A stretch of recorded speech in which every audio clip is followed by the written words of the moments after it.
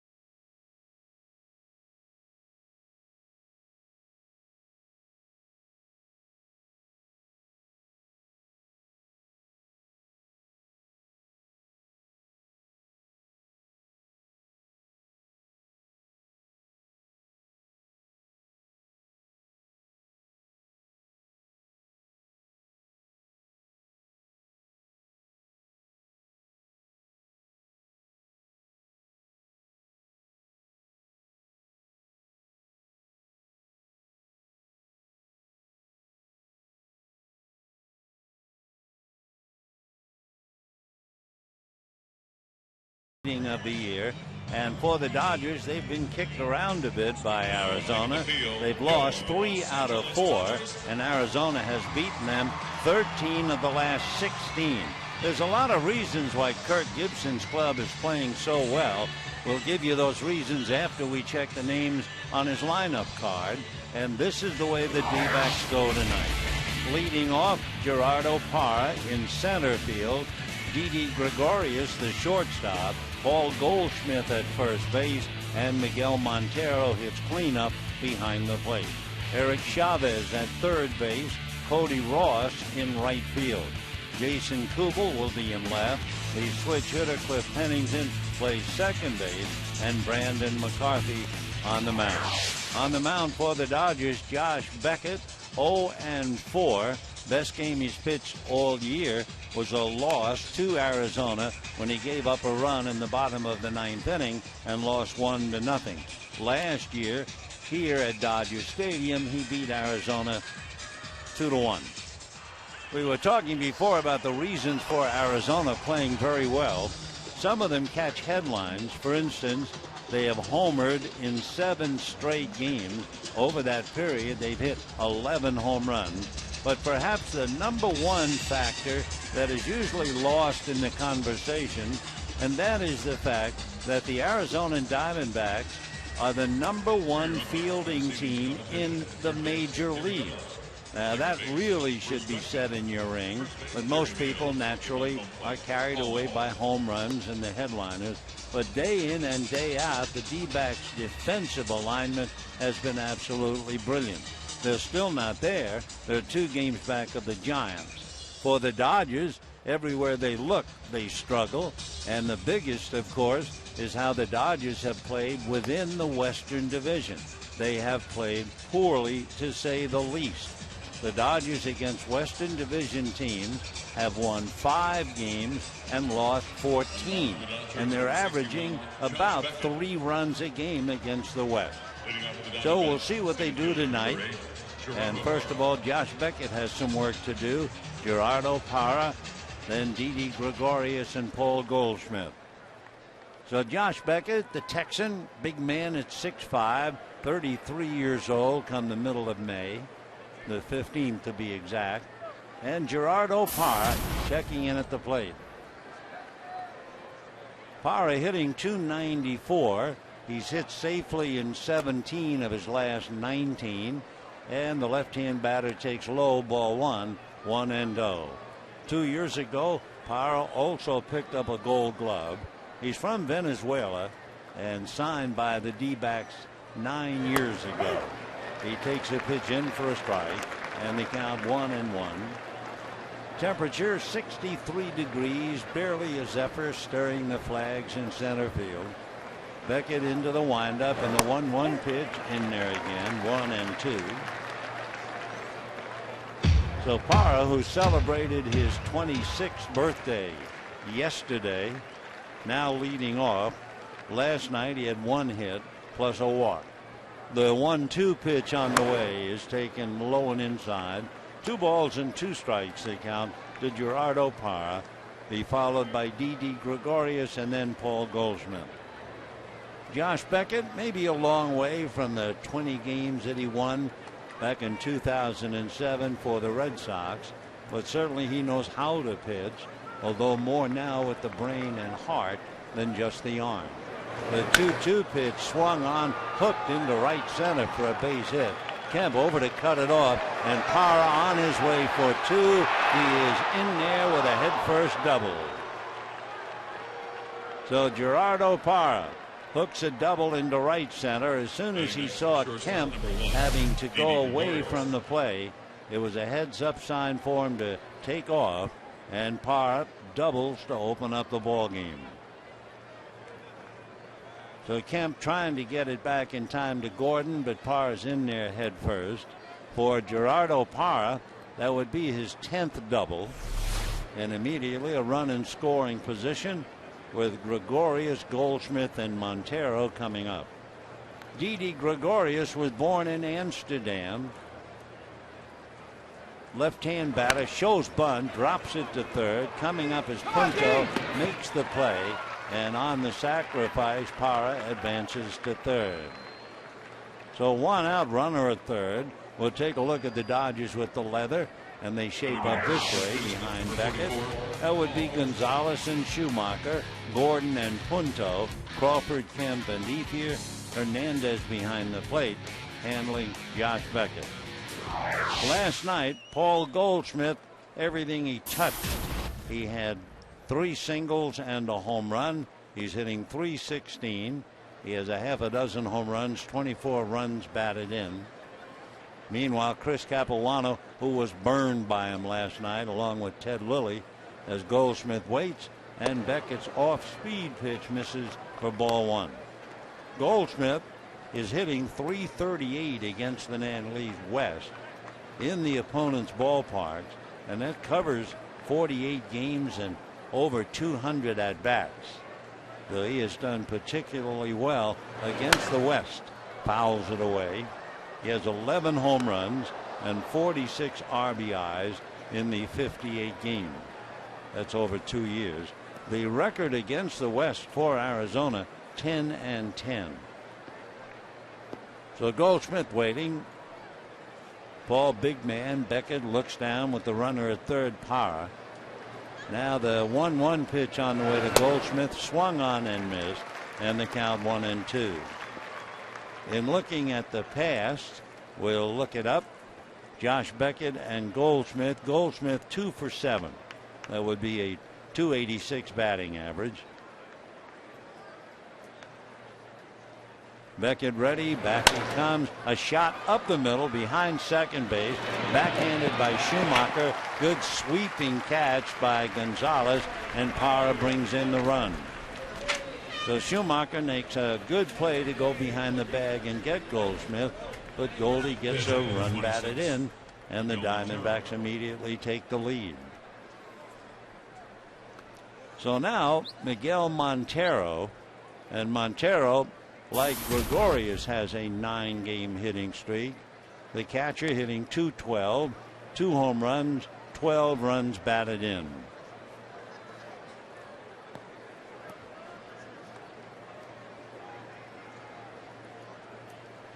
You go all the way back to 1974, and there's a real big note about Montero. That's outside ball 1. He's the only catcher in major leagues to lead his position in innings caught and RBIs in consecutive seasons. The next one swung on and fouled back, and the count 1-1. Montero means a great deal to Arizona. It seems like he plays just about every day, and you can't be fooled by that .212 batting average. He is a far better hitter than that. Montero hit .286 last year, .282 the year before that. So Beckett down 1-0 in the first inning, and the 1-1 pitch on the way. Swung on, hit in the air to left center. Crawford on the track, running parallel to the wall, and makes the catch for the out. However, the D-backs get a run on the leadoff double by Parra, and at the end of half an inning, 1-0 Arizona.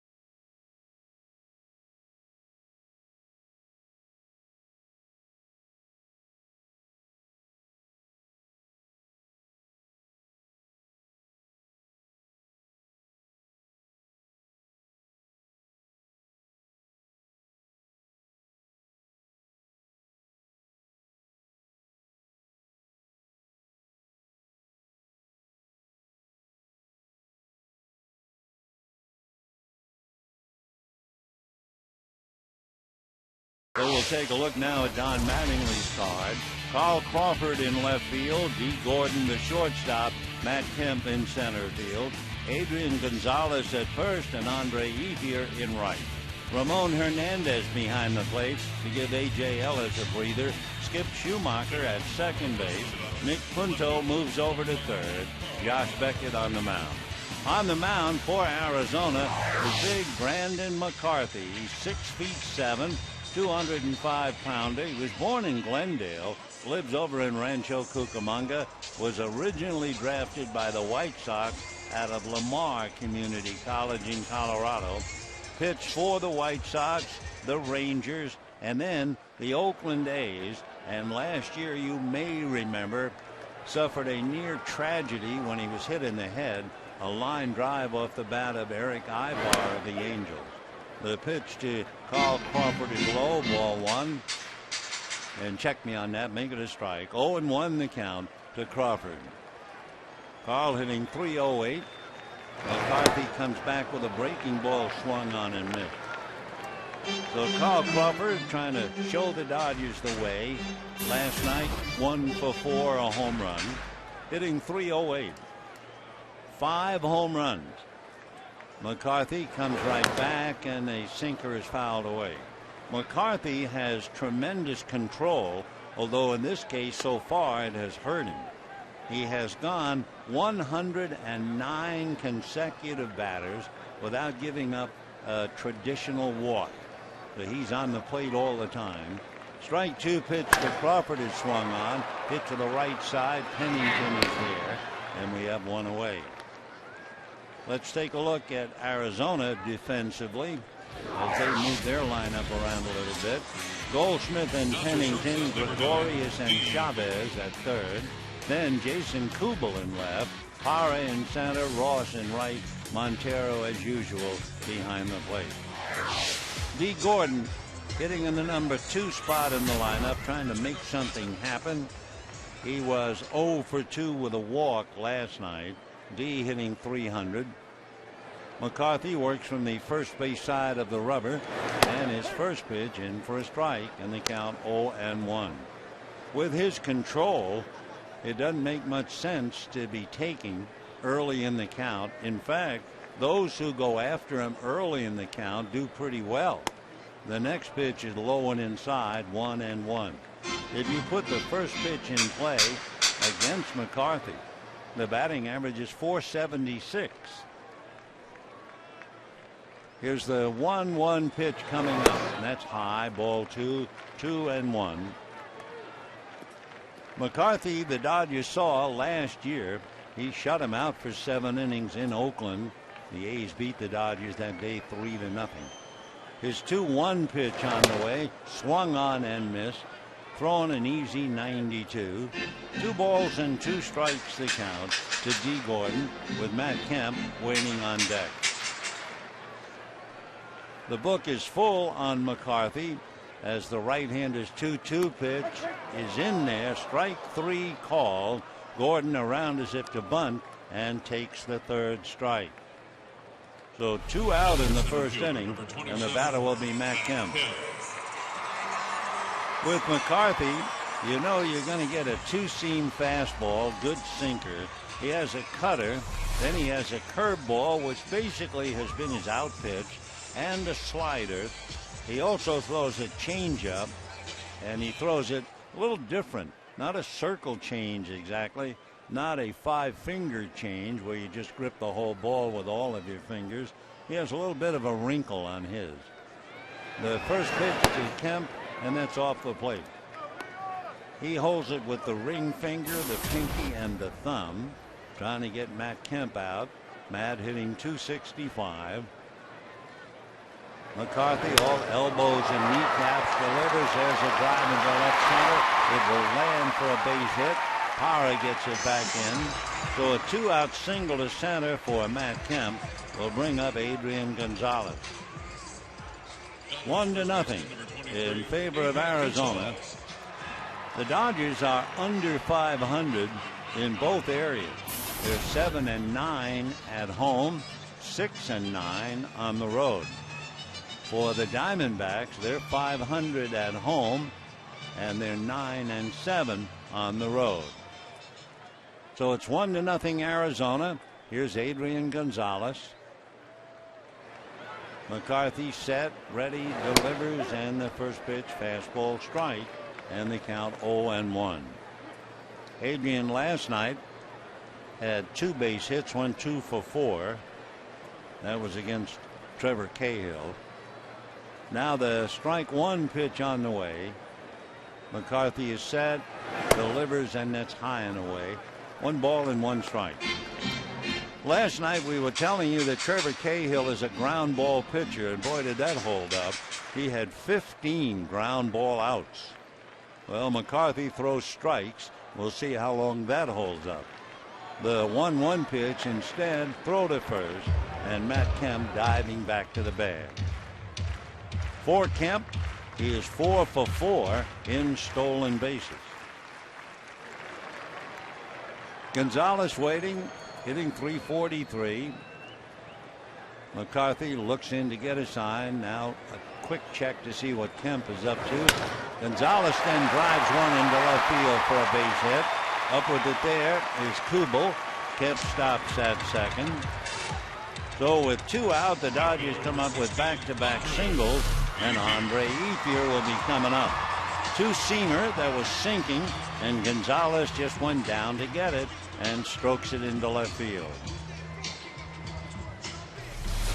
So McCarthy in a first inning jam, but he is leading 1-0. Andre Ethier 1 for 3 against him in the past. Ethier batting .241, 3 home runs, 9 runs batted in. Dodgers looking for some muscle, looking for some sock.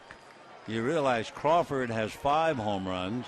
Kemp and Ethier together have 4. McCarthy set, ready. Skinny right-hander in the dirt with the first pitch for ball 1. 1-0 to count. Montero out to the mound. As a controlled pitcher, you can see what happens if you're around the plate all the time. Number 1, McCarthy's earned run average is over 7 in 33 innings, and you want to bring it up now. It's 34 1/3 innings. He has given up 55 hits, so he pitches out of the stretch an awful lot of time. The only difference, he's only walked 5 while striking out 25. So Ethier with a 1-ball, no strike count. Kemp at second, Gonzalez at first. 1-0 Arizona, and we're just starting. McCarthy out of a stretch, checks the runners, and the 1-0 pitch on the way, and that's outside, ball 2, 2-0. McCarthy bases a great deal of his pitching philosophy on a book. The book was entitled The Mental ABCs of Pitching, and it was written by the left Harvey Dorfman, who had a lot to do with teaching people to think the right way while playing this game. Here's the 2-0 pitch on the way to Ethier. McCarthy delivers, and a high strike, 2-1. McCarthy says the premise of the book is to focus one pitch at a time. You let go of everything that happened before the pitch, everything that could happen in the future, complete focus on the task at hand. Well, at hand right now, Andre Ethier with a 2-1 count. Mack checks the runners. Now Brandon double checks. 2-1 pitch. Ethier takes a strike. So deuces wild in the first inning. 2 balls, 2 strikes, 2 out, 2 on. 1-0 Arizona. Ramon Hernandez waiting on deck. McCarthy peering down the barrel at Montero. Now Brandon out of a stretch. And the 2-2 pitch on the way. And Ethier swings, fouls it back to the screen. It was not a big swing by Andre. It was just kind of a swing. I want to get rid of the pitch. He was certainly not trying to attack it. So 2 balls and 2 strikes. Matt Kemp with a 2-out single is at second. Adrian Gonzalez with his base hit at first. And a 2-2 count to Andre Ethier. McCarthy set, double checking Kemp. Here he comes to Ethier, swung on a one-hopper by the diving Pennington into right center. That cashes in Kemp. Going to third, Gonzalez, and we have a 1-1 tie.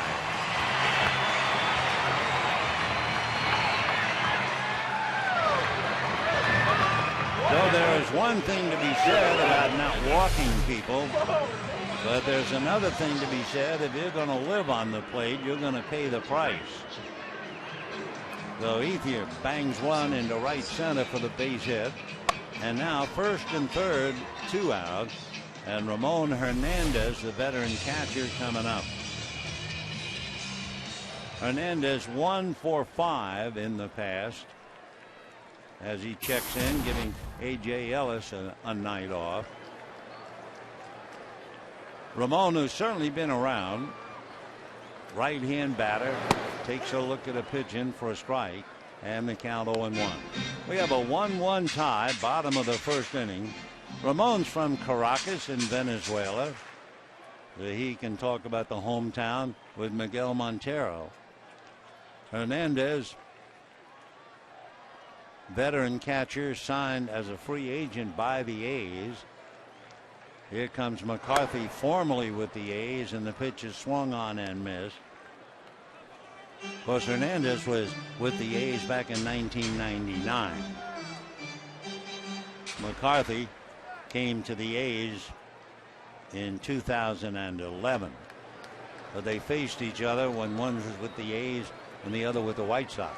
Strike two pitch is taken inside. 1-2 the count. Ramon Hernandez makes his home now in Miami. Dodgers have runners at the corners, Gonzalez and Ethier. The 1-2 pitch to Ramon Hernandez, swung on, fouled away, and it's still 1-2. So if you joined us late, Gerardo Parra opened with a double to right center. Gregorius sacrificed him to third, and he came home on the ground ball by Goldschmidt. 2 out, bottom of the first. Kemp single to center, Gonzalez single to left, Ethier singles to center, and the Dodgers tied it up. The 1-2 pitch to Hernandez, high and away, ball 2.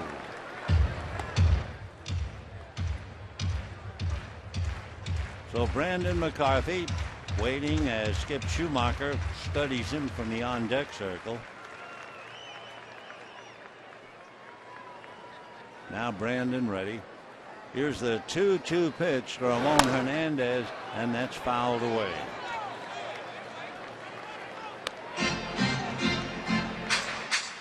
Dodgers and D-backs will conclude the series tomorrow night on, I'm sure, a high note. It'll be Wade Miley going for Arizona and Clayton Kershaw for the Dodgers. 2-2 the count to Ramon Hernandez. McCarthy again ready. Brandon delivers a high chopper at 6-7. He goes up to get it, does McCarthy, and throw out Hernandez. However, the Dodgers bounce back. 3 hits for a run, and at the end of an inning, we have a 1-1 tie.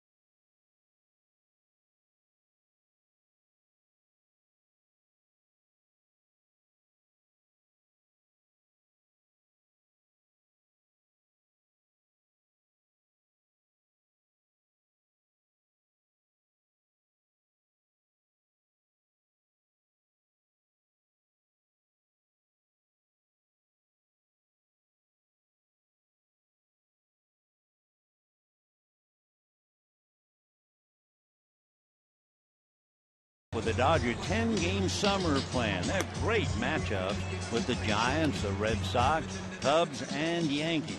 For more information, visit Dodgers.com/mini-plans or call 323-DODGERS today. They are here with us tonight, the young and the old, kids all of them at heart, bouncing babies true to form. In the second inning, in a 1-1 tie, it will be Eric Chavez, followed by Cody Ross, and then Jason Kubel. Eric Chavez has hit safely in 7 of the last 8. Left-hand batter swings, promptly strokes it into left center. That's going to roll to the track. Backhanded by Crawford.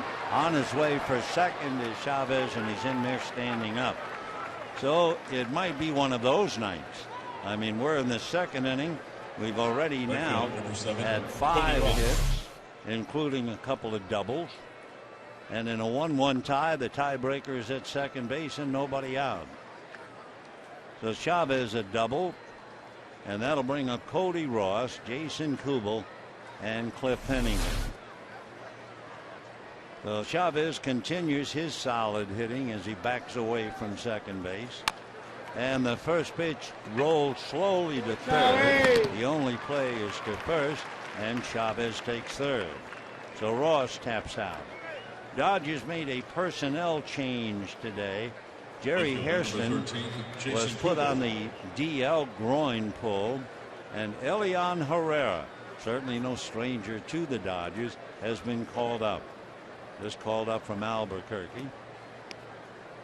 Meanwhile, in a 1-1 tie, a runner at third, 1 out, and Jason Kubel coming up. Kubel was on the DL. He had a strained left quadricep, and the left-hand hitter takes a strike, and they count 0-1. Last year, Kubel had 3 home runs in 1 game. He has 3 home runs so far this year. Beckett's pitch is low and inside. Kubel had his big game against the Astros before they moved over to the American League. Chavez down the line from third, tiebreaker, and the 1-1 pitch on the way, and Kubel bangs that one into left field. So that's a base hit, a run scores. So the D-backs right back to a 2-1 lead. So we've now had 3 runs and 6 hits between the two teams, and we're only in the top of the second inning. Pitch looked like a sinker, but it didn't sink enough, and Kubel a line drive base hit. That will bring up Pennington. Normally we see him play shortstop, but he's playing second base tonight. Pennington has hit safely in 5 of his last 7. So Beckett at the belt delivers and gets a strike. Jumps out in front, 0-1. Pennington hitting .211. He has a home run, 1 run batted in, 9 runs batted in, 1 home run. So Cliff waiting. Now the strike 1 pitch on the way. Pennington backs off. 1-1. So Josh Beckett has given up 2 runs and 3 hits, which is a far cry from that brilliant effort he had against Arizona in Arizona.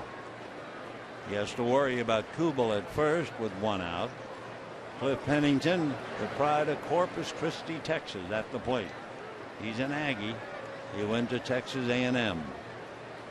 The 1-1 pitch on the way to Pennington. Instead, a throw to first.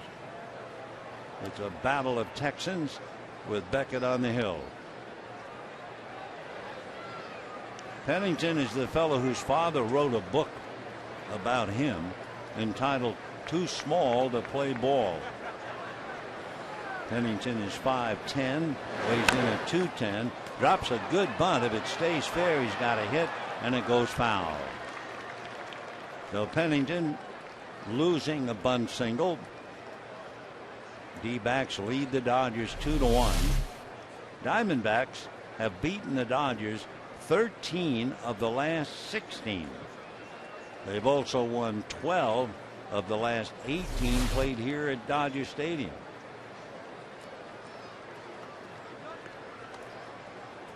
So Pennington coming back up. Kirk Gibson has his ball club on the move, trying to win their 18th game.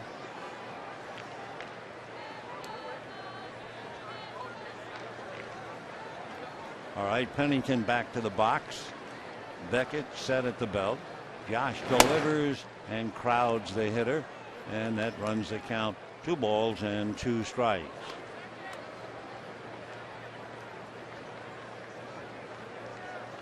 Waiting on deck, Brandon McCarthy.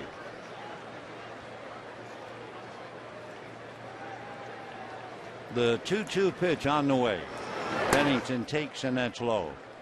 Tonight, with the D-backs scoring a run in the first inning, they continue to be the only team in the big leagues not to be shut out this year. Of course, they'll have their biggest challenge tomorrow when Clayton Kershaw goes to the mound. Here's the 3-2 pitch. We'll see about Kubel. He does not go, and it is ball 4. So Beckett is in some trouble. A double, a single, and a walk. It's 2-1 Arizona, and Brandon McCarthy brings up a good strike zone at 6 feet 7 inches.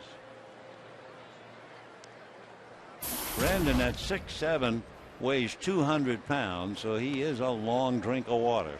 29 years old, born in Glendale, and lives in Rancho Cucamonga. Dodgers look bunt, and with 1 out, he shows bunt, fouls it back, and the count 0-1. In looking at what McCarthy has done so far, he does not have a sacrifice. Matt Williams going through the signs on the third base coaching box, and the return of the native. Yep, Steve Sachs, who was here from 81 through 88. Now the first base coach. Still looks like he could play. 0-1 to McCarthy, showing bunt again, then straightens up, then shows bunt, and then backs out. Meanwhile, cat and mouse out there at second base. D. Gordon trying to take a step away from Kubel. Adrian Gonzalez over to talk to Beckett. So everybody working here. Punto now has something to say to Beckett, because he could be busy as to whether he's coming to the plate. 0-1 the count to Brandon McCarthy. Beckett out of his stretch, looks at the runners, a full swing, and a fly ball to shallow center. Kemp lost it momentarily, I think, and now recovers and makes the catch. Matt turns and talks to Andre Ethier, and with a big grin on his face, it's obvious Matt Kemp lost the fly ball in the lights and eventually found it at the last moment. So you can see Matt in center field, for those watching, holding his hands out. Where is it? Where? Now I've got it. And finally settles under it. So Gibson gambles as McCarthy swing away. And now 2 out, 2 on. And the batter, Gerardo Parra, who doubled and scored a run in the first inning. D-backs lead 2-1. Beckett trying to stop the bleeding right now. And Parra waits. Josh will look back at second. Comes to Parra off the plate. Ball 1. 1-0. So in the inning, Chavez doubled and eventually scored on the base hit by Kubel. Pennington walked, but McCarthy flies to center. So here's Parra. 1 ball and no strikes. Beckett down 2-1, being very careful. Parra, meanwhile, takes a hook, and that's in for a strike. And the count 1-1. Kind of a dark sky, a threatening sky, but we haven't heard any word about rain. Dodgers have gone, what is it now, 1,066 games without being rained out. Here's the 1-1 pitch to Gerardo Parra. Beckett deals, swung on, fouled off third, and goes back into the stands. Punto after it, but no play. Tomorrow night, Wade Miley and Clayton Kershaw. Then Thursday, an off day. Miami will be in, the Marlins 10, 11, and 12. And then Washington Monday, Tuesday, and Wednesday, and that'll be the homestand. Dodgers then go out to Atlanta, Milwaukee, and come back to play the Cardinals and the Angels. 1-2 the count to Gerardo Parra. Kubel at second, Pennington at first. 2 out. Beckett very deliberate. Now to the plate, and he's in the dirt. Nice block by Ramon Hernandez. And the count 2-2.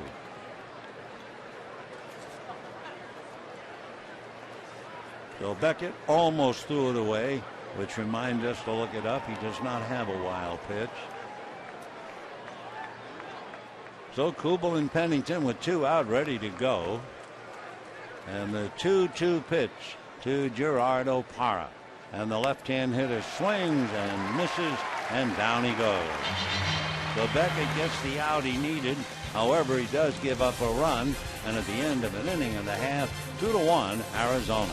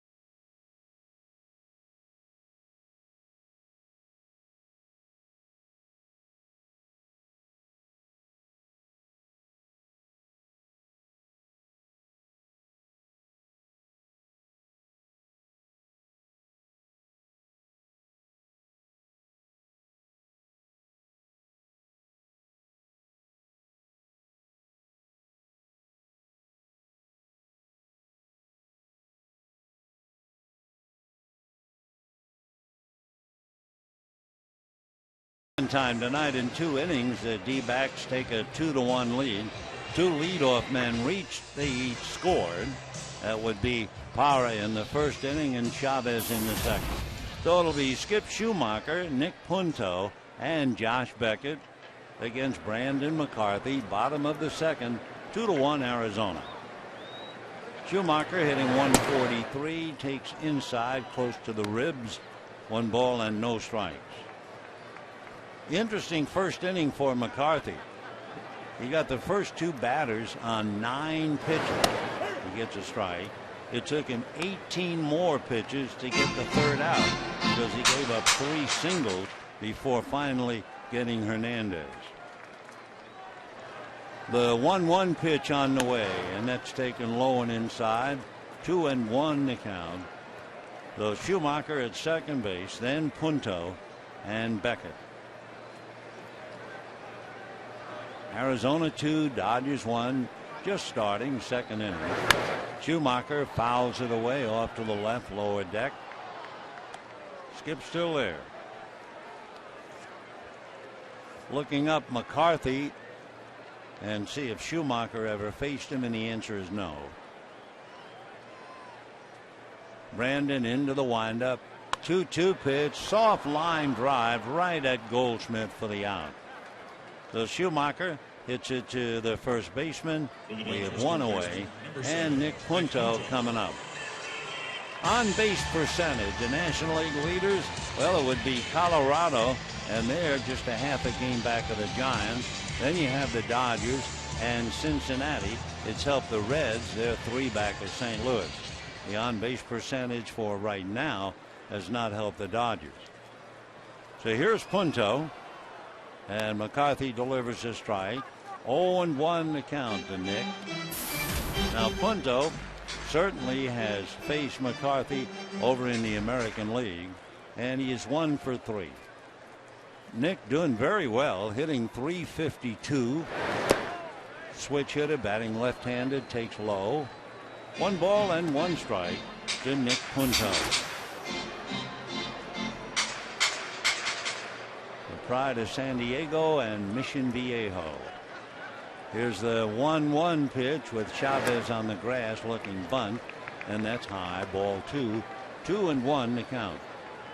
Punto likes to bunt, and when he gets it down, chances are he'll be going head first into first base. Now the 2-1 pitch, and a full swing and a miss, and the count 2-2. Dodgers trying to snap a 5-game losing streak.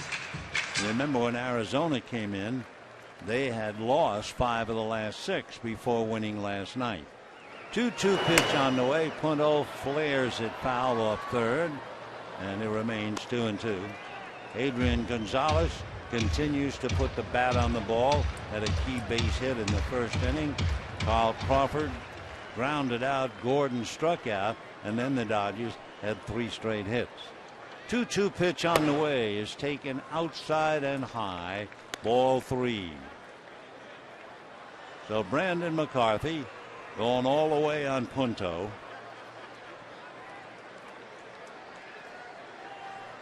Here's the 3-2 pitch, swung on, high fly ball into deep right field. He is gone.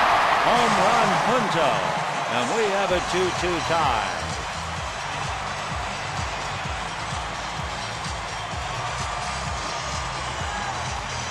Nick Punto, going into this season, had 15 home runs in his career.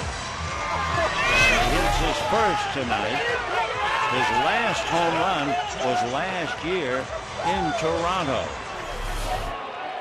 So Punto gets a lot of 5s, a lot of grins, a lot of pats on the back, and you have a 2-2 tie in the second inning.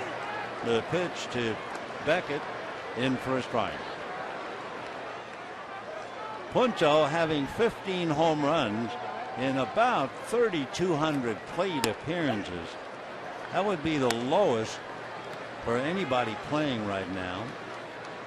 Dodgers had fellas who had less than 20 home runs in their careers.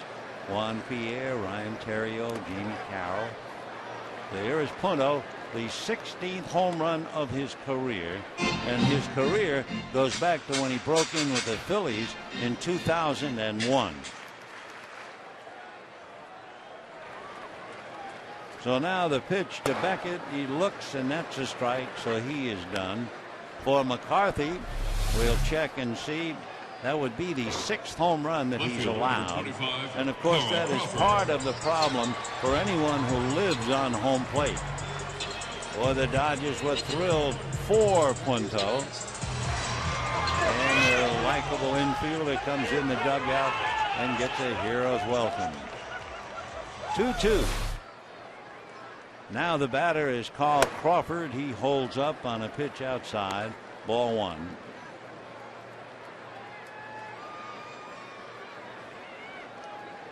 One ball and no strikes the count.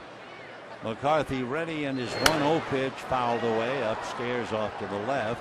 1 ball and 1 strike. So it's a noisy night already. A miniature picket fence beginning to grow on the scoreboard. Each side scoring in the first, each side scoring in the second. A shot up the middle. That's a base hit for Crawford.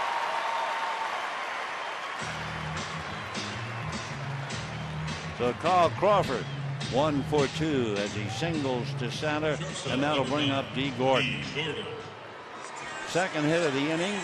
Dodgers have 5 hits to go with their 2 runs.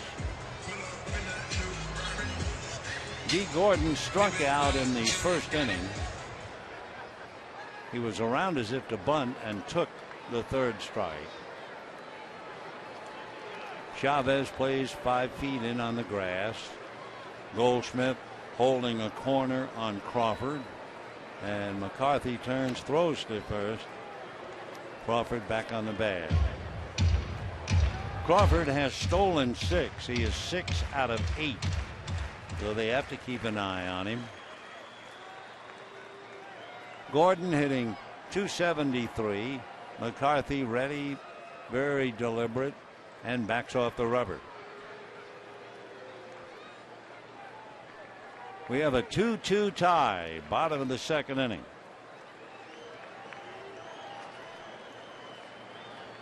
Crawford again takes his lead. McCarthy is set, throws over there. Carl again jumps back on the bag. Now the second baseman, Cliff Pennington, comes in. He wants to talk, and McCarthy will listen. Of course, they always want to make sure who's going to cover second base. And normally, with a left-hand hitter up, you'd expect a shortstop to cover. But we will see. So Crawford inching off the bag. 2 out. 2-2 tie, second inning. The pitch to D. Gordon in for a strike, and the count 0-1. Paul Emmel is the plate umpire, a veteran umpire who's been in the league 14 years, lives in Michigan, went to Central Michigan University, and recently moved to Florida. The next pitch is swung on in a full swing foul. 0-2 the count. So Nick Punto reliving the home run. As we said, he had so many plate appearances, and he now has 16 in his career. 0-2 the count. Throw to first. By the way, Miami will be here on the weekend. Juan Pierre is with the Marlins, and Pierre is one of those fellows with a very long career. Last we checked, less than 20 home runs hit. No balls, 2 strikes, a pitch out, no action. If ever there was a pitcher who could afford to throw pitch outs, it's Brandon McCarthy. Though Montero had the luxury of calling that, heck, he could do it again. The 1-2 pitch coming up. Crawford's not going, and it's fouled into the screen. So counting the batters that we have seen tonight, 10 batters. That means McCarthy has pitched to 119 batters without allowing a traditional walk. Here's the 1-2 pitch on the way. Swung on, fouled away. He went 90 some odd innings before he gave up an intentional walk. So it's an old line I remember from way back on Broadway in New York, and it applies to McCarthy. He would give up a walk as easily as he would give up a tattoo. Crawford off the bag with 2 out. 1-2 to D. Gordon. McCarthy delivers, ground ball up the middle, but right there to field it is Pennington. Feeds his man Gregorius, and that's it. 1 run, 2 hits, 1 swing of the bat by Nick Punto, and at the end of 2, 2-2 tie.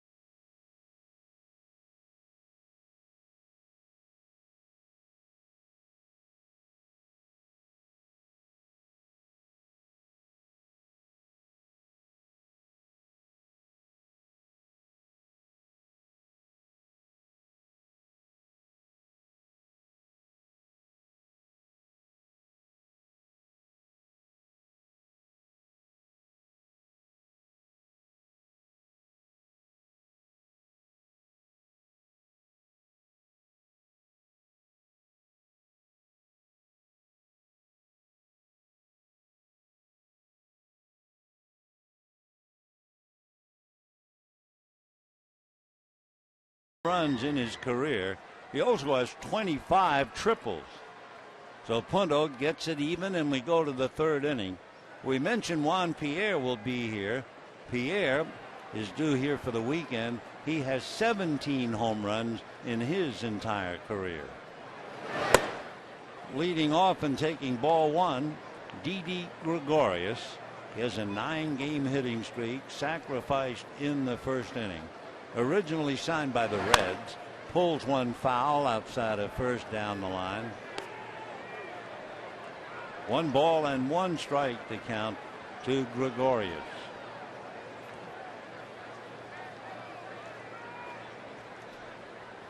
Now the 1-1 pitch coming up. Gregorius, left-hand batter, hits a flare and just avoiding the glove of a leaping D. Gordon. So Gregorius, a pop fly single, and the batter will be Paul Goldschmidt. So here we are, just beginning the third inning, and we've had 9 hits and 4 runs in a tied-up game. Gordon, climbing the ladder as high as he could, took a tumble, couldn't make the play.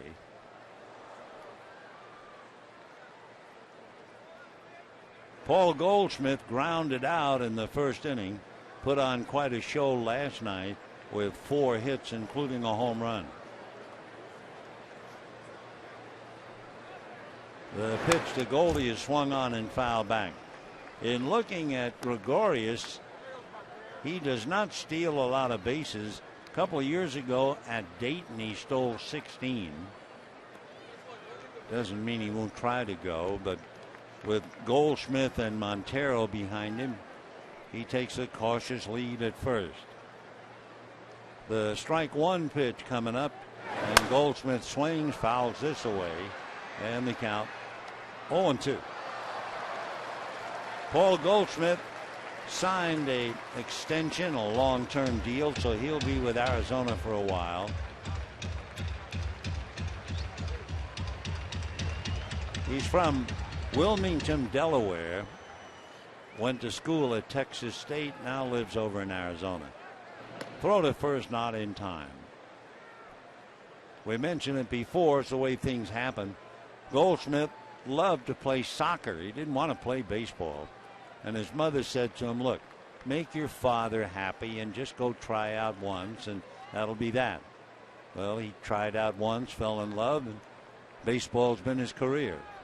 Another throw, and again, Gregorius diving back to the bag. For the Dodgers, of course, to be beaten up by Goldschmidt, that's insult and injury, because they drafted him in the 49th round, but he passed up the Dodgers to go to school at Texas State. Strike two pitch on the way. Goldschmidt takes low and inside, ball one. He is well put together at 6'3", 245 pounds. Last year he had 20 home runs, and he figures to hit a lot more before he's through. Takes a look at Matt Williams, who's in the suburbs down there at third. 1 ball and 2 strikes. Beckett at the belt. Now comes to his hitter.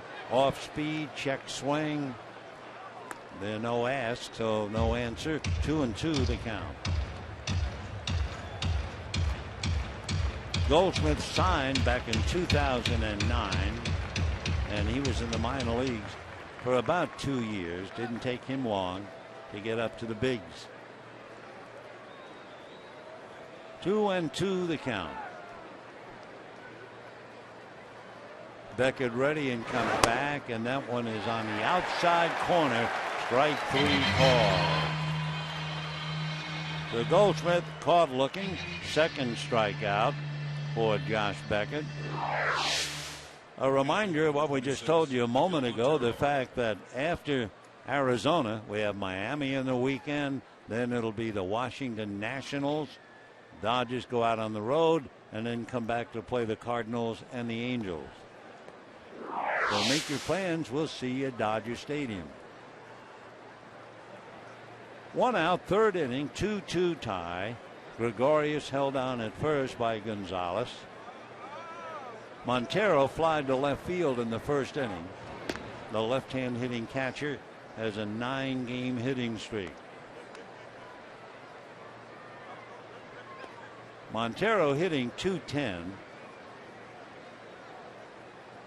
His lifetime batting average is probably around .275. So next time we see him, he'll be doing a lot better than .210. Miggy, as they call him, takes a strike, and the count 0-1. One out, Gregorius at first base. Steve Sachs over to talk to him. Montero has a look at Matt Williams. Checking Montero as far as hit and run is concerned. Montero has only struck out 23 times. So we'll see what that means. Gregorius takes his lead. Beckett very deliberate. Now comes to Montero high. A throw on a bounce. Nice play by Adrian Gonzalez to stay with it. So the Dodgers thinking there might be a hit and run play with Montero. Montero again, another long look at Matt Williams. One out, third inning, 2-2 tie. Game 2 of the 3-game series and game 5 of the 18 schedule. Beckett ready. Watching Gregorius. Works Montero outside and high. So 2-1 the count. Well, if they're going to put a hit and run play on, this is the manager's count. Meanwhile, Eric Chavez waiting on deck. So we see now whether Kirk goes with the 2-1 hit and run. No, they don't, and the pitch is swung on and fouled away. So Gregorius was not going. Montero fouled it off. And see now Kirk going through more motions, picked up by Matt Williams. We have a 2-2 tie in the third. We have a 2-2 count. We have a runner. That's Gregorius, better known to the world as Didi. 2-2 the count to Miguel Montero. Beckett set. 2-2 pitch, and Montero swings, hits a high fly ball to left, playable. Crawford is there to make the catch, and Gregorius holds at first base. So twice Montero has gone the other way. He is 0 for 2. And now the veteran third baseman, Eric Chavez. Eric was born in Los Angeles, lives in San Diego, grew up down there, went to Mount Carmel High School, and was a 10th round pick by the A's in 1996. He was with the A's from 96 through 2010. So he's had an incredible career. Left-hand hitter has a look at a slow breaking ball in for a strike, and the count 0-1. Eric will be 36 in December. As a youngster, Eric didn't want to be a ball player. He wanted to be a firefighter. Here's the strike one pitch on the way to Chavez. Instead, throw to first. Again, Gregorius diving back to the bag. Gregorius, a newcomer, so he is not familiar with the pitcher's moves. Despite the fact he can run well, they pretty much have him on a leash. Trying to increase his lead. Beckett watching him. Now the strike one pitch. Chavez rolls it to short, and D takes it to the bag, and that's that. So a leadoff single and nothing more. And at the end, 2.5 innings, a 2-2 tie.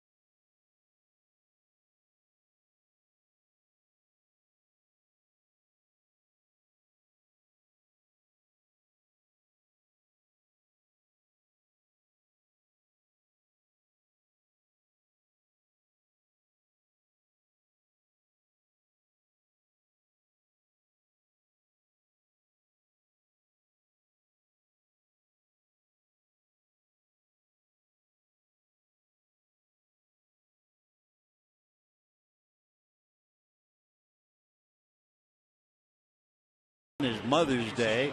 Give your mom the gift of Dodger baseball. Sure, the first 40,000 fans in attendance receive a tote bag, compliments of Murad Skincare. After the game, moms and their families invited to enjoy a walk around the park. For tickets, visit Dodgers.com/promotions. Bottom of the third, a 2-2 tie. Matt Kemp, Adrian Gonzalez, and Andre Ethier. McCarthy into the windup and his first pitch in for a strike, and the count 0-1. Kemp singled to center in the first inning.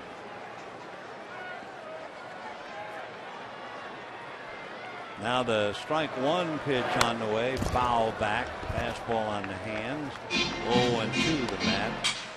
Average up to 271, but of course the Dodgers need him for power. He has one home run. That was a fly ball home run down the right field line in New York. Here's the strike two pitch on the way. Fastball swung on and missed, and down he goes.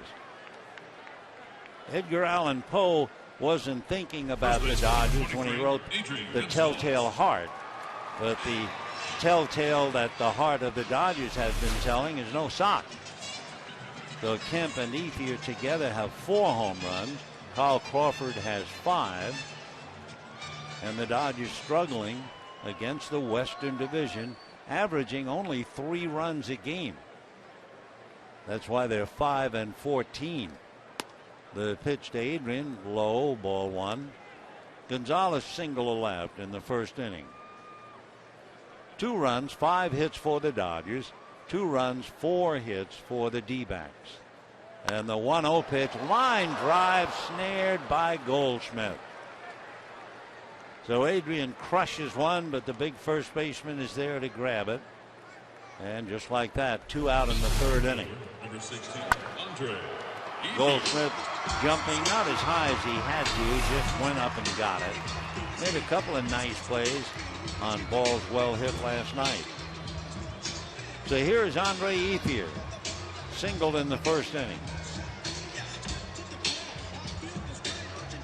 Talking about stock or muscle or home runs, Arizona has 35 home runs, and the Dodgers have 22. Ground ball foul outside the line. For the Dodgers, this is their 32nd game. 2-2, third inning.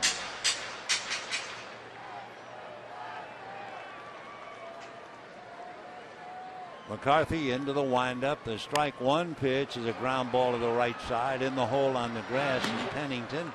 Makes the play. So the telltale heart is only a murmur. And at the end of 3, a 2-2 tie.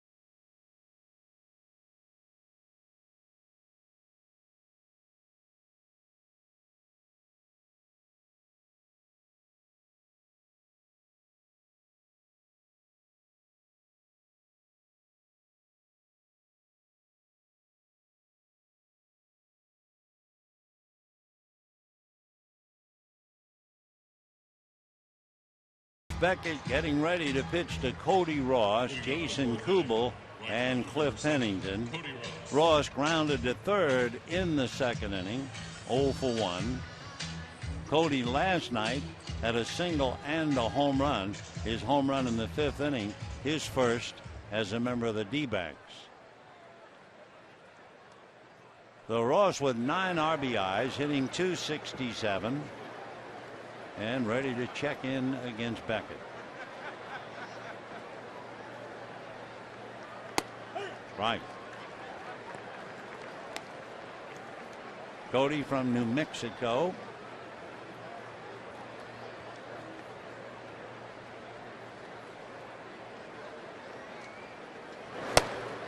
And another strike. Cody not too happy. Gives a funny look to Paul Emmel.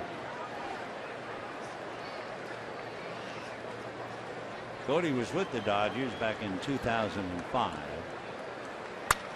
Ground ball through into right field.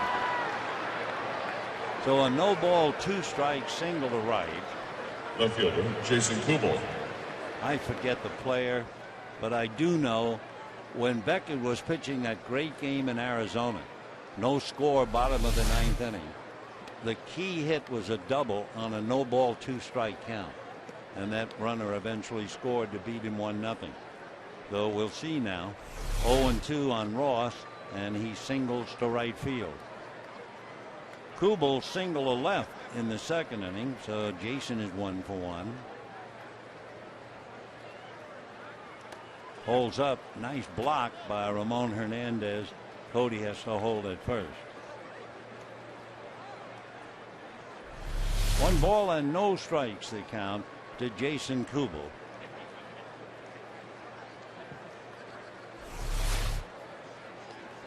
Hernandez putting the gear together, the so-called tools of ignorance, labeled such by an intellectual catcher by the name of Mo Berg.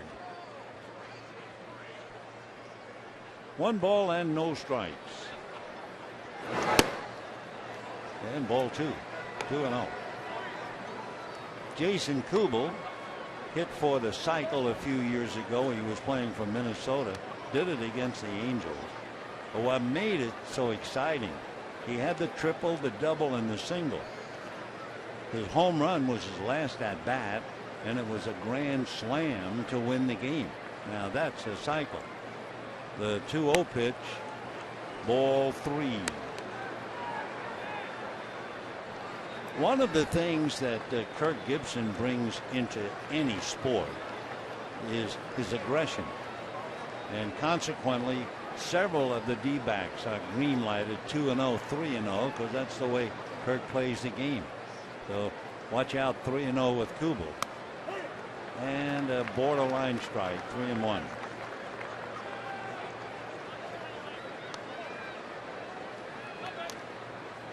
Kirk, outstanding football player at Michigan State, great baseball player, and now becoming a wonderful manager. 3-1 to Kubel. Ross does not go. High fly ball to Crawford in left field. So 1 away. And the batter will be Cliff Pennington. So Kubel took 3-0 and flies out on 3-1.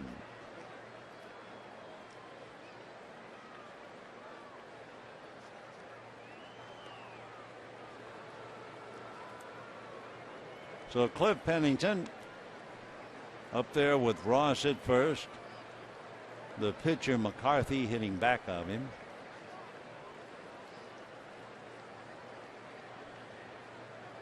Pennington batting .211. Switch hitter. Ground ball into right field. Base hit. Ross takes one look at Ethier and then jams on the brakes. And the pitch and cut off by Gordon, but couldn't get him, but sure came close. Ethier fires, and Ross, who rounded second, and Gordon almost nailed him. So Pennington a base hit, first and second and 1 out. Ethier making a good strong throw. and Gordon diving and doing a somersault, but unable to make the tag. When Ross looked back at Ethier, he had the feeling he was thinking about going to third. As it was, he just did get back to second. So first and second, one out in a 2-2 tie. Dodgers look bunt from McCarthy.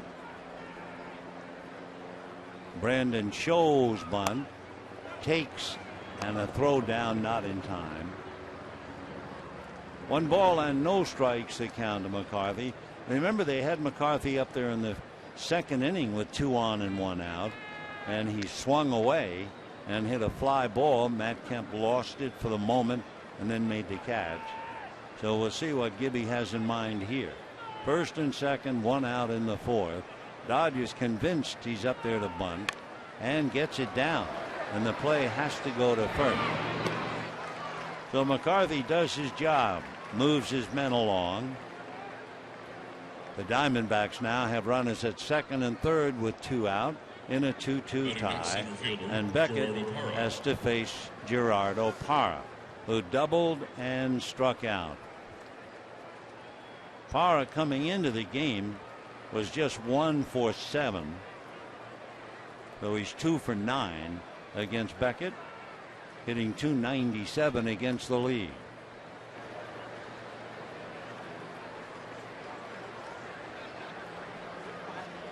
And that calls for a meeting. What do you do about Parra? Second and third, 2 out. Parra doubled in the first inning, struck out in the second.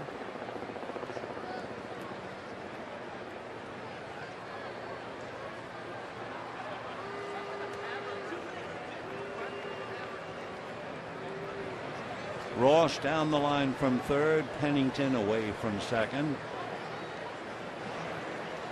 Parra trying to pick him up and break a 2-2 tie.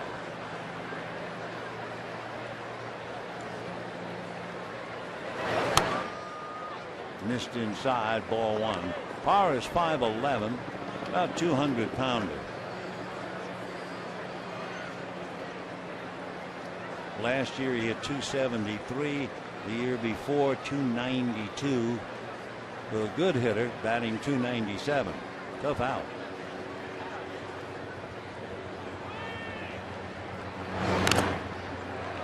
One and one to count.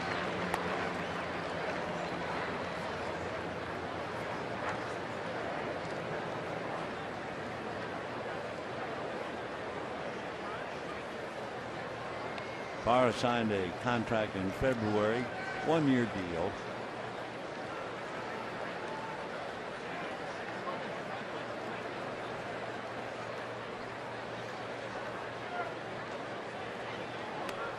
One ball, 1 strike.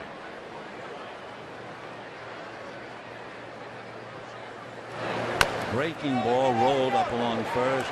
Gonzalez feeding Beckett just in time. Parra, that last minute burst in the head first slide. So Arizona comes up dry, and it's still 2-2.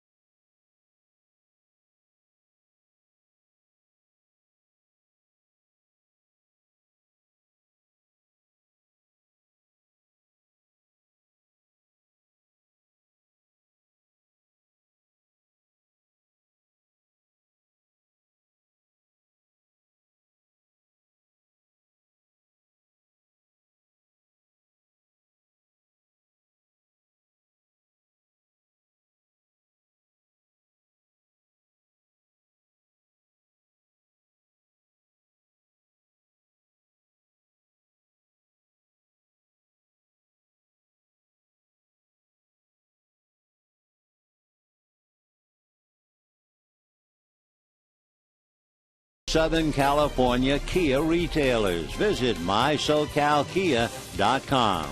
By AT&T, rethink possible. And by your SoCal Ram dealers. Visit ramtrucks.com. Bottom of the fourth inning in a 2-2 tie. 2 runs, 6 hits for the Diamondbacks. 2 runs, 5 hits for the Dodgers. That 1 home run by Nick Punto.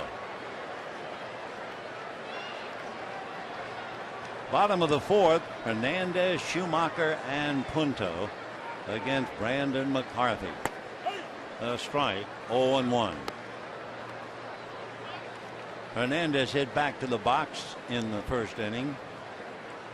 Of course, he rarely plays. AJ's in the lineup just about every day.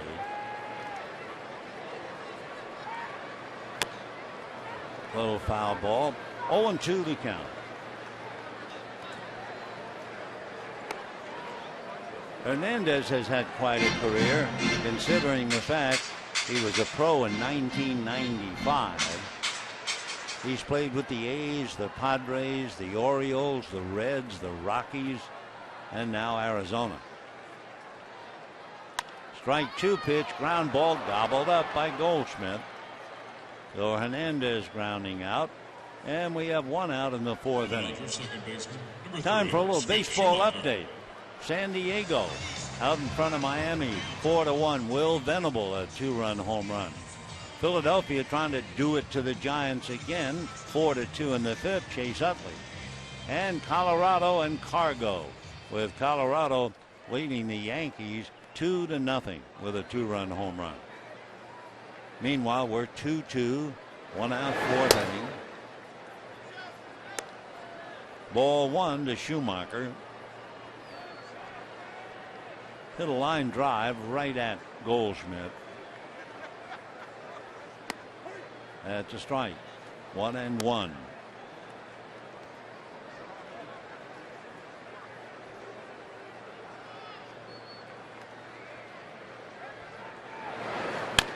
High chopper up the middle, and here comes Gregorius to get him. So Didi flashing across the infield to take care of Schumacher. Take the base hit away from him. And Nick Punto coming up, but that's worth taking another look. Curveball, big high bouncer, gobbled up, and the out. Big league play indeed.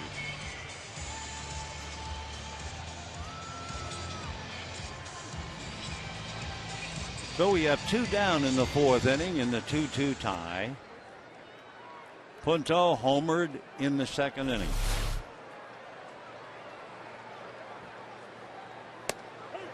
Strike to Nick. He had 15 home runs until he hit it. He had one last year for the Red Sox. He had one the year before for the Cardinals. And he has one tonight for the Dodgers. Way back in his career, going back to 2005, Punto had 4 home runs for the Minnesota Twins. 1-2 the count. Nick, quite a battler. Of course, at 5'9", you can imagine it's a big man's game, and he's been fighting it all his life. Sliced foul.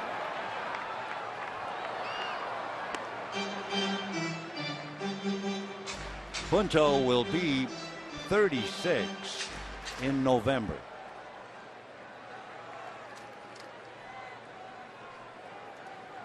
One ball and 2 strikes. 2-2. 2 pitchers hungry for a win. McCarthy is 0-3. Beckett is 0-4.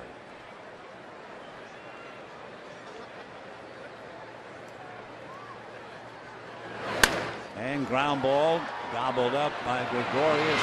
High throw, toe dance by Goldschmidt, and the Dodgers done in order. 7 in a row retired by McCarthy, and we're still locked in 2-2.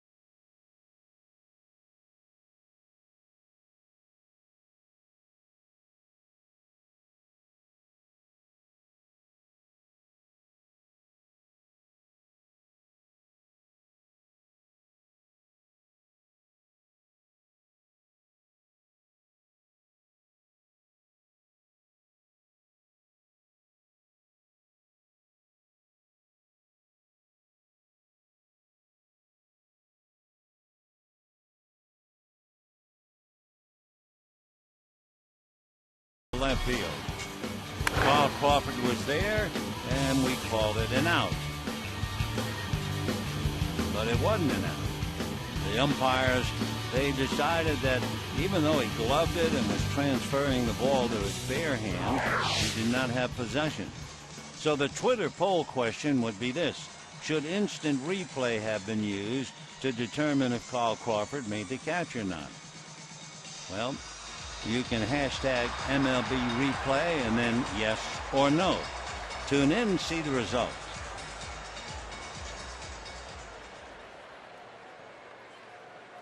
Of course, you always see what turns out to be a kind of a routine play during the regular year. Project that in the World Series with the winning run at third.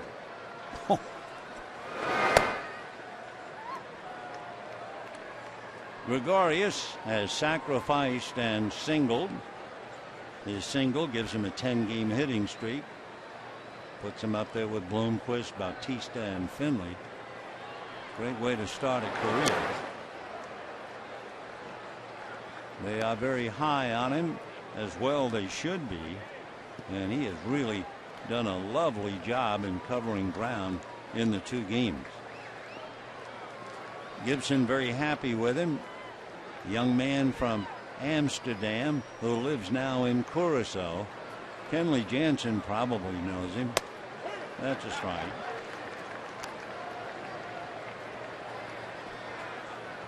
Didi started off as a pitcher.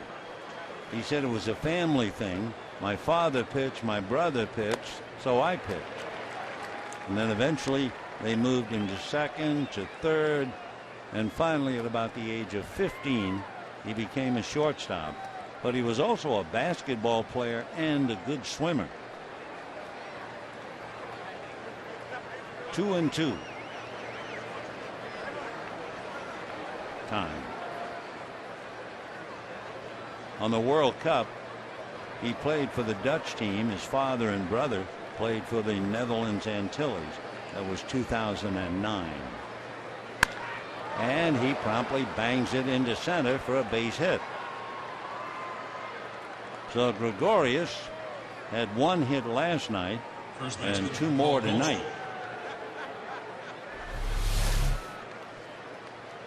Paul Goldschmidt will be coming up.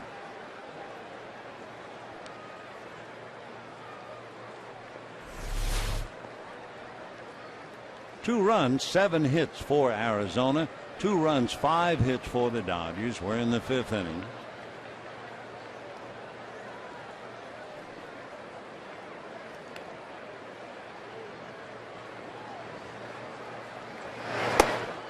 Turns him around. Ball 1.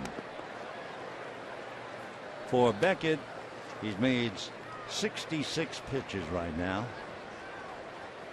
Goldschmidt grounded out and struck out 0 for 2. Gregorius, cautious lead at first.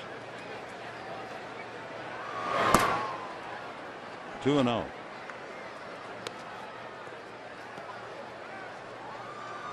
For Beckett, he is pitching a very dangerous game because Arizona has gotten the leadoff man on in each of the 5 innings.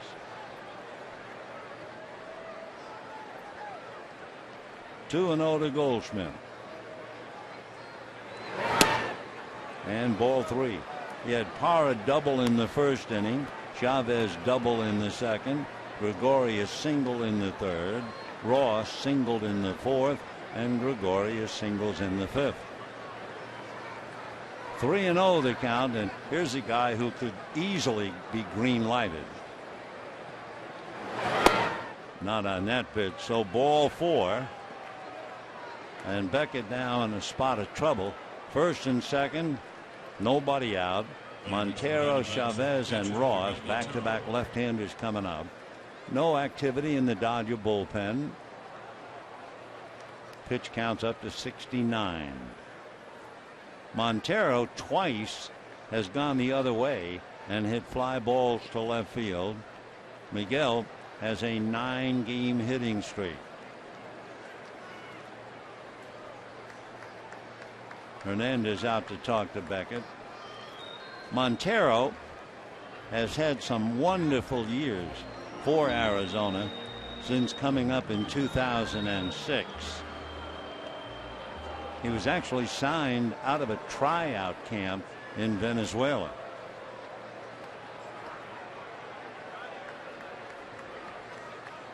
So here's Miggy, as they call him. Runners at first and second, nobody out. Breaking ball, strike. 0-1 to count.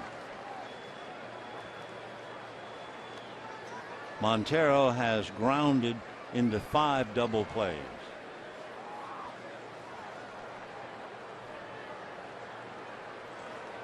Oh and 1.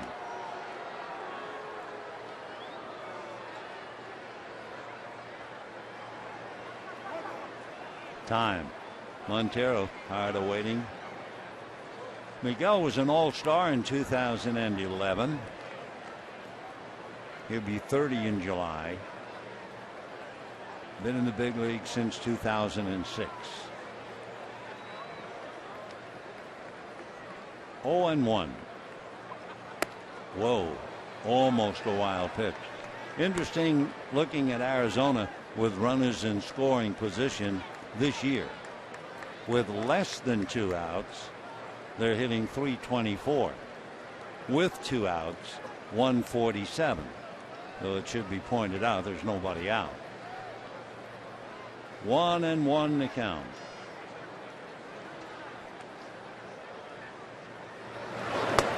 And that's off the plate.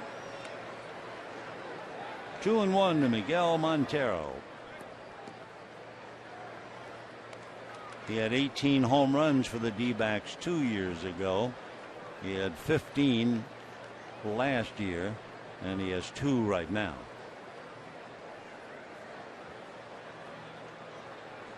And Beckett wants to talk to Hernandez. They haven't worked together.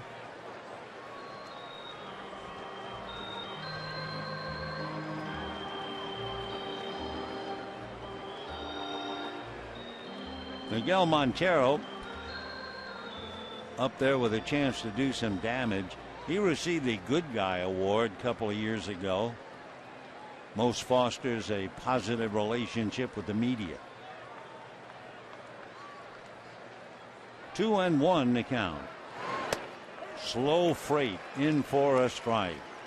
That hurried up there at 74, and Montero didn't think it was a strike.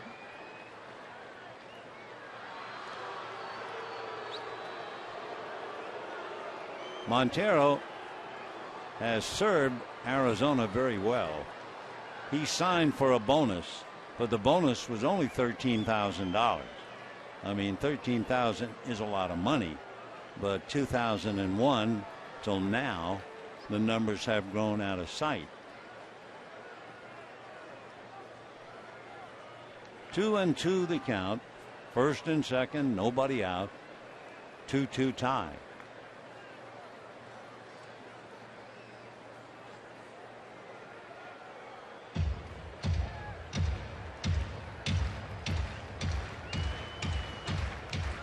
Another thing about Montero, coming from Venezuela, he taught himself English.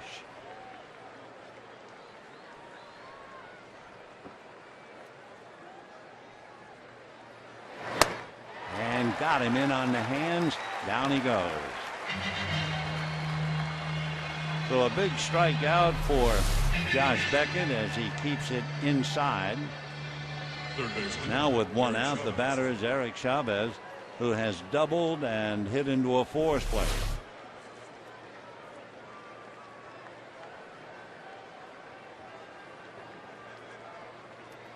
Two on, 1 out, 2-2 tie. Gregorius at second base. Goldschmidt at first.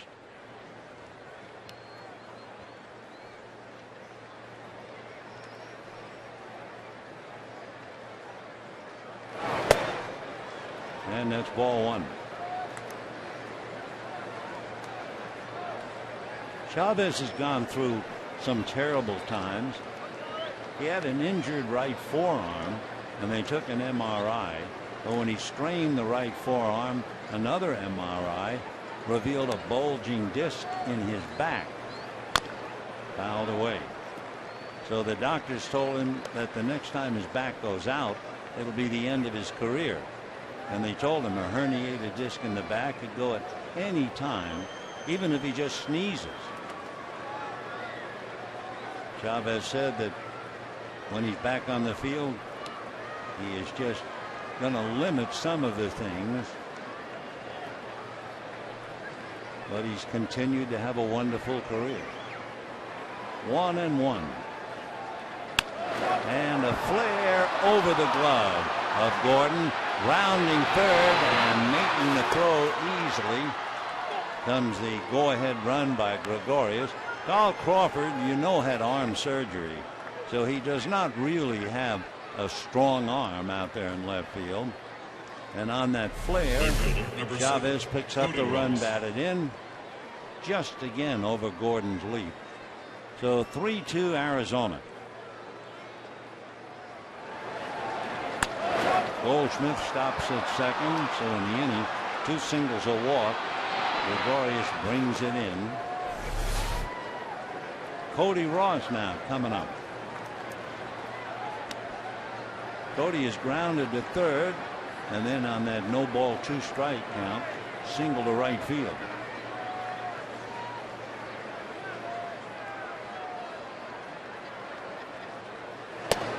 And a strike.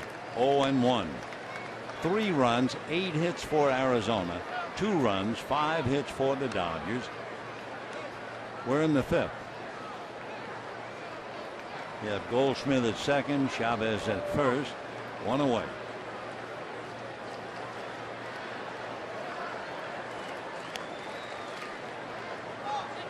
Ross hitting .276.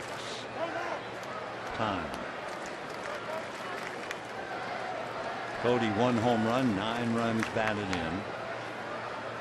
We mentioned it last night because it's so odd that Cody's father was a rodeo steer rider, and Cody as a little boy wanted to become a rodeo clown, which is a very serious job.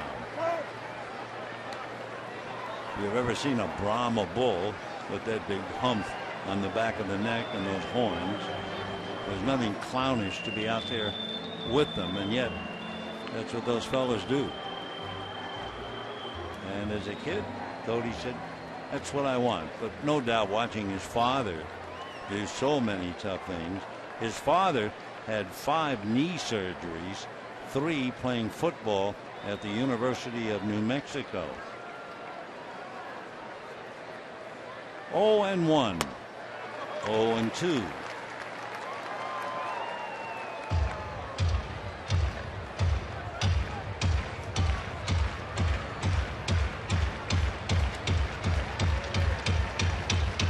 No balls and 2 strikes. They count to Cody Ross. Cody's first career home run, a grand slam back in 2003. He hit it against Cliff Lee. In the dirt, no play. 1-2 the count.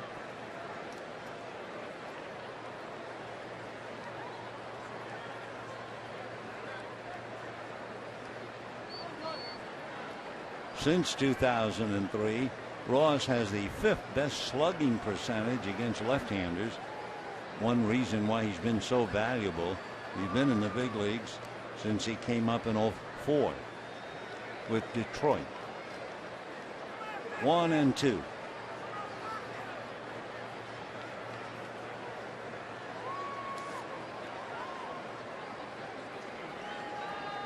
Ross 0 for 3 coming in, so he is 1 for 5 against Beckett. It's 3-2 Arizona in the 5th. Now back in 2010. That was a year to remember. 5 times in Major League history, a player has started the season with one club, only to be acquired by another club in the same season, and then winning the league championship or World Series MVP award. Cody Ross did that 2010 with Florida and then the Giants.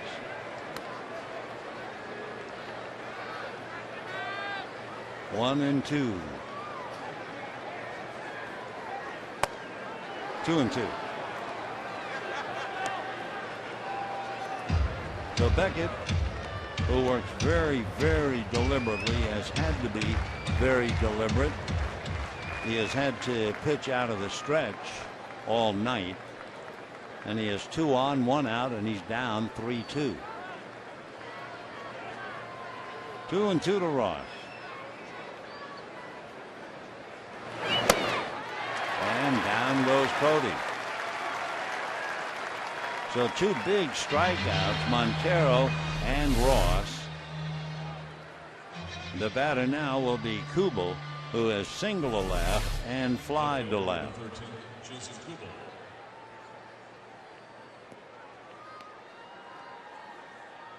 4 strikeouts for Beckett, who is due to lead off in the bottom of the 5th inning. Kubel 1 for 2.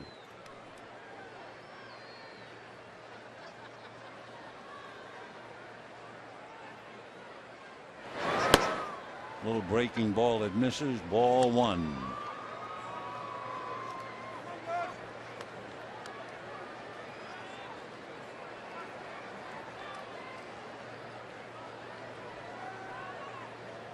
D-backs first and second. Goldschmidt and Chavez.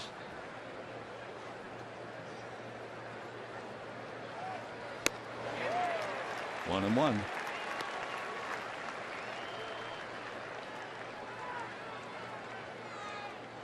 Kubel, another veteran. Arizona loading the bench with fellas who know how to play the game. Kubel, for instance, signed in 2001 and came up in 2004.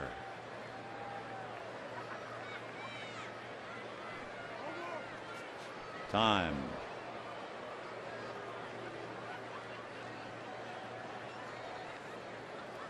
Last year, anytime you got 2-0 on Kubel, he was swinging.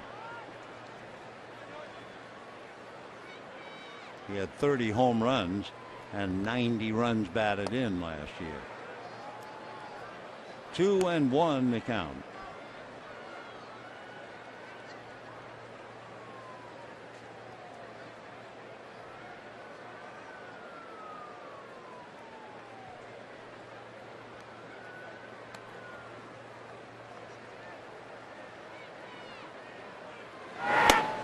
Foul tip. 2-2 to Jason. He was born in South Dakota, but he lived in Palmdale from about the time he was 2 years old. Grew up following the Dodgers. Turned down an offer to go to Long Beach State and signed with the Twins. He went to Highland High School. So Deuce is really wild here. Got him. So Beckett winds up striking out the side. That gives him 5. However, the D-backs get a go-ahead run and lead 3-2.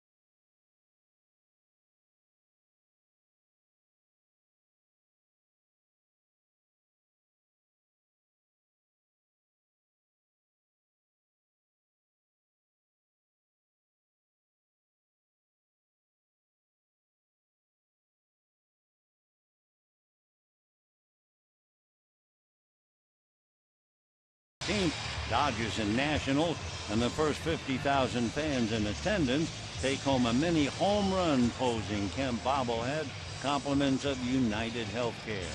For tickets, visit Dodgers.com/promotions. All right, bottom of the 5th inning, 3-2 Arizona.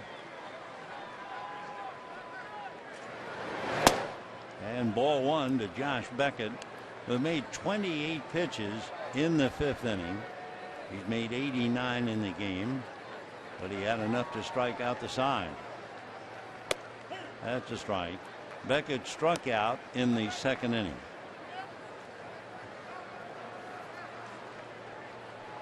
One and one. One and two the count. That's got a little bit of Miguel Montero. So he'll run it out to the mound. That had to hurt.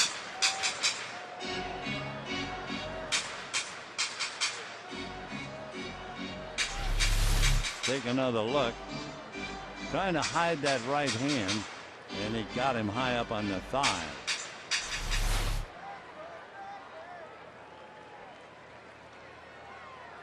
One and two.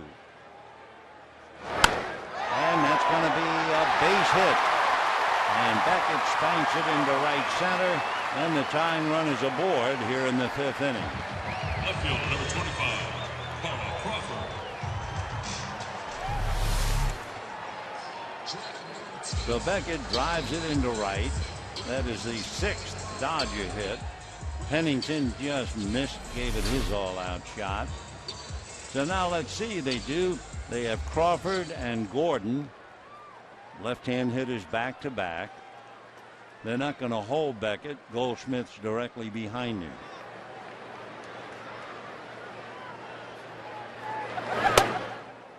And ball 1.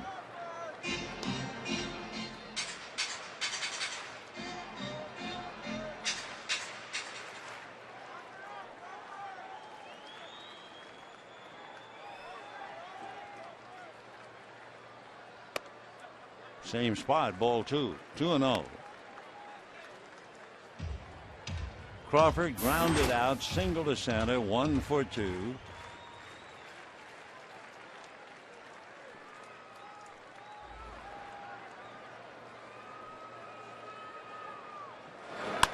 And fouled away off to the left, out of play.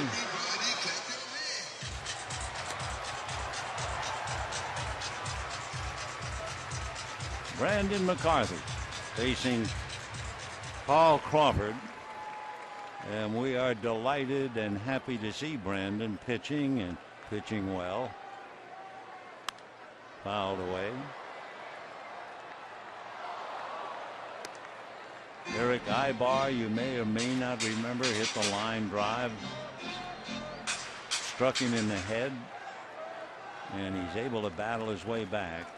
Trevor Cahill had a pretty interesting observation about him. Cahill pitched last night, and they were teammates at Oakland. Crawford, tapper down to Pennington. The quick feed. Rogerius is gotten him just in time. Crawford grumbling to Jerry Meals. Took them a little longer than usual to get that double play started. Very close. 2 down. Anyway, the remark by Trevor Cahill, he said that Brandon McCarthy is a big numbers guy. So much so he knows that the odds would probably never, ever have it happen again to him. So he can take comfort in statistics. That's a strike to D. Gordon.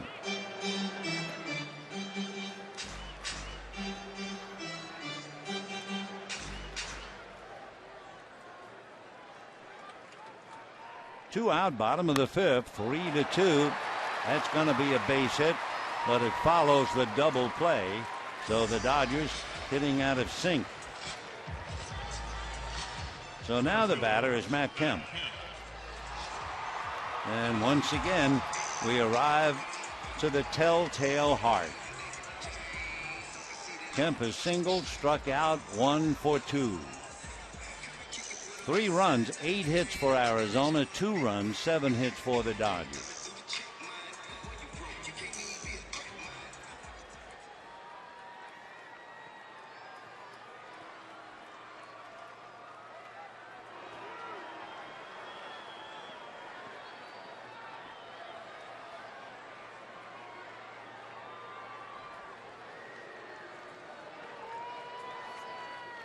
D. Gordon, we all know, runs well. He is 3-0 in stolen bases. You don't know how quickly he can take Brandon McCarthy's move.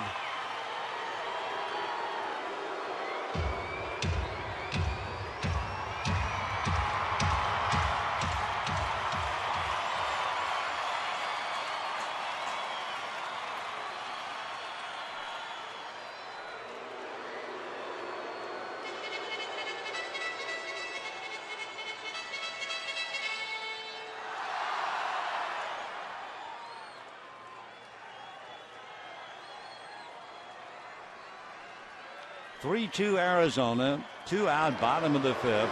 And of course, D. Gordon representing the tying run, and McCarthy has him on his mind. Matt Kemp, meanwhile, mating with a single and struck out, and then Adrian Gonzalez.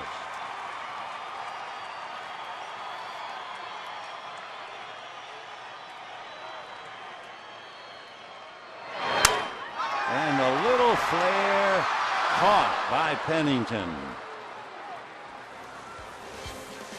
No runs, 2 hits, 1 left at the end of 5, 3-2 Arizona.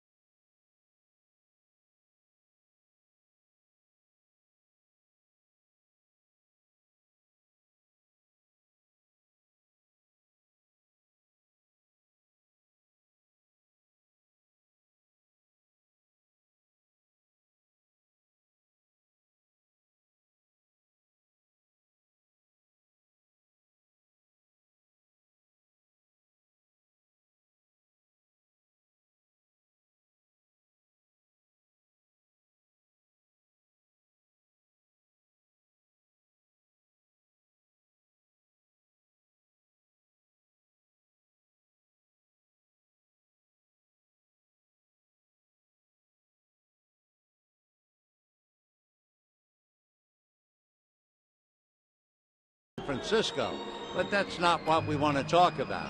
After that game, they flew back to Los Angeles, played an exhibition game with the Yankees in the Coliseum.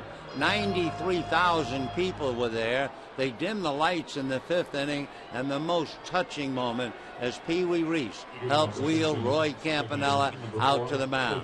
And as Campanella said after the game during the post-game interview, "I'll never forget the crowd." We said, "Why?" "Well, 93 was my number backwards." Let's go back to this one.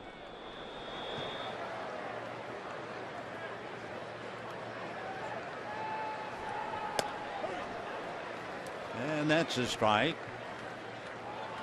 3-2 in favor of Arizona.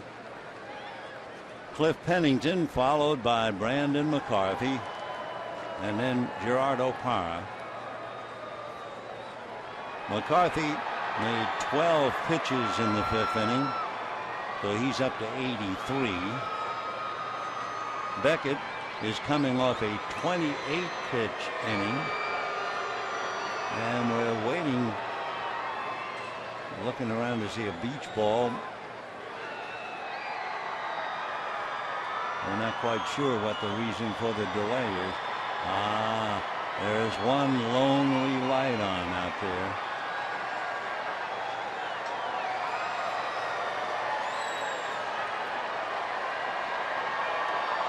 That's no fun. You could lose a ball in that light. And a ball coming up there 90, 95 miles an hour. And now they have extinguished the light. 3-2 Arizona. We're in the 6th inning. Cliff Pennington has walked and singled to right. Ball 1. Dodgers will be watching Beckett carefully, especially now. He's up to the 90 pitch mark. In fact, they are moving around in the Dodger bullpen. No one's throwing. Fly ball. Crawford digging over to his right. So Pennington goes out. One down. And Brandon McCarthy coming up. And looking at the pitch count for Beckett, his last time out, that would be May 1. He made 83 pitches. The game before that, 97. He had 2 of 102 and 108.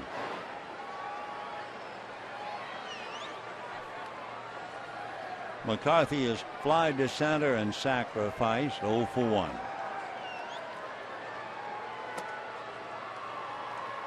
That great game that Beckett pitched and lost in Arizona in the bottom of the 9th inning, he made 102 pitches in that. That's a strike.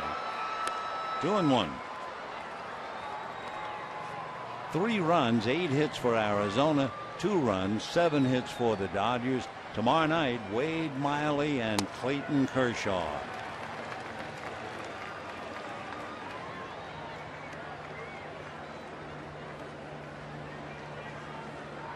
Nick Punto with a home run tonight.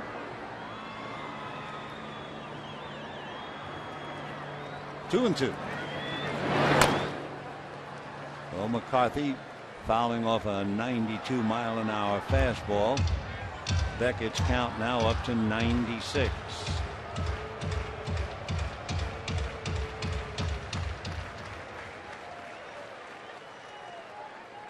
Two and 2.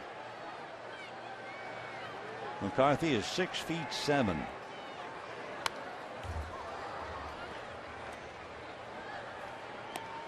6'7" and about 200.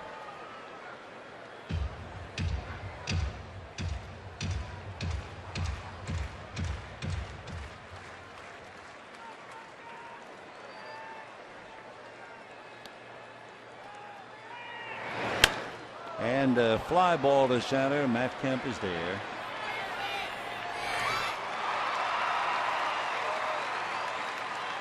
So 2 fly balls, 2 out, and Gerardo Parra coming up. Parra double, struck out, grounded out. He had 1 big at bat. That was in the 4th inning.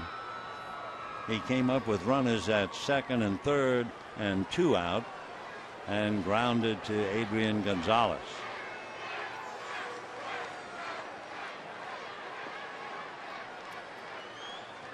Parra has a Gold Glove in his trophy case. He got that 2 years ago. He's hit safely in 18 of 20. He had that leadoff double to start the game. Strike. Earlier, Gerardo had a 13-game hitting streak. No balls and 1 strike. 1-1. To look ahead when the Dodgers come up in the bottom of the 6th, Gonzalez, Ethier, and Hernandez. Ground foul. 1-2.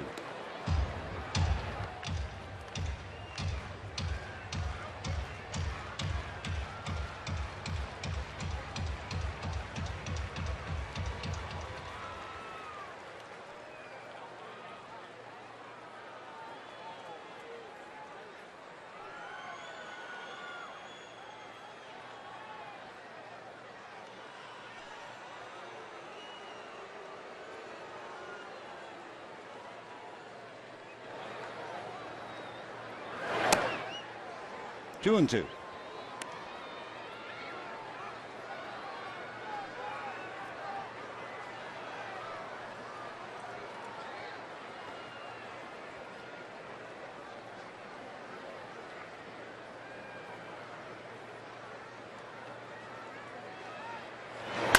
And ground ball to the hole, backhanded by Gordon, up and at him, one hopper, and Gonzalez can't stay with it. So Parra legs it out. We'll wait for the scorer's judgment. It took a good play, and usually that'll mean base hit, and now the word comes base hit. I mean, that would be a good play to do that and get him at first. So Parra comes up with a 2-out single to shortstop. And the batter will be Didi Gregorius. Gonzalez had that ball just run up out of the glove and up his arm. So base hit.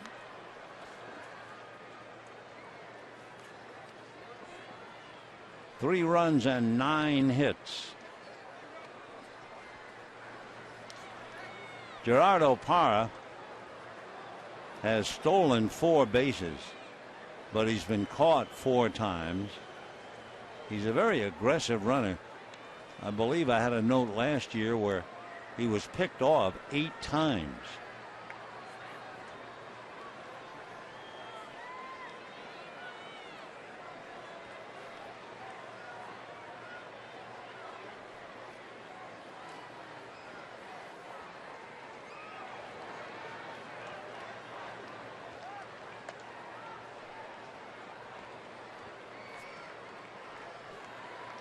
Three runs, 9 hits for Arizona. 2 runs, 7 hits for the Dodgers. Paco Rodriguez and Ronald Belisario are standing up, kind of watching, and now Paco cuts one loose. 0-1 the count to Gregorius.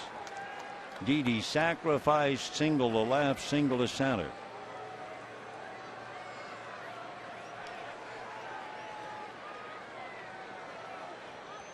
No balls, 1 strike.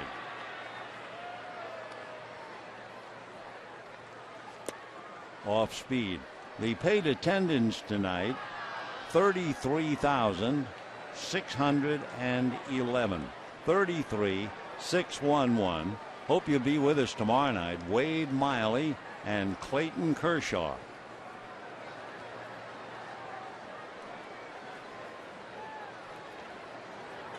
One and one. There goes the runner. Off-speed pitch for a strike. Good throw down to get him. So Parra is caught. Might have shaken himself up a little bit. So no runs a hit, nobody left. Good throw by Ramon, and it's 3-2 Arizona.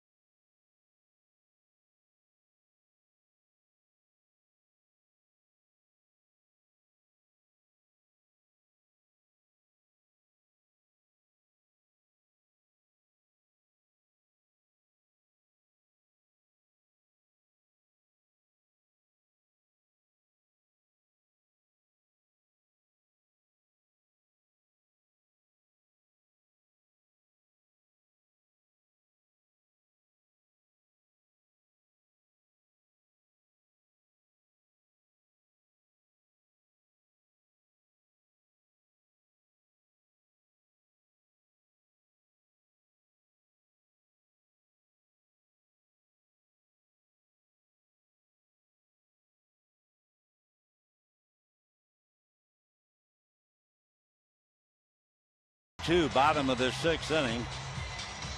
Adrian Gonzalez will lead it off, and Adrian carrying a great deal of the weight. 22 RBIs. That's 22% of the total team's RBIs. That's the highest percentage in the major leagues. So Gonzalez has been the cleanup man, and that'll be ball one. He singled the left and then really crushed one, and it was speared by Paul Goldschmidt, the Arizona first baseman.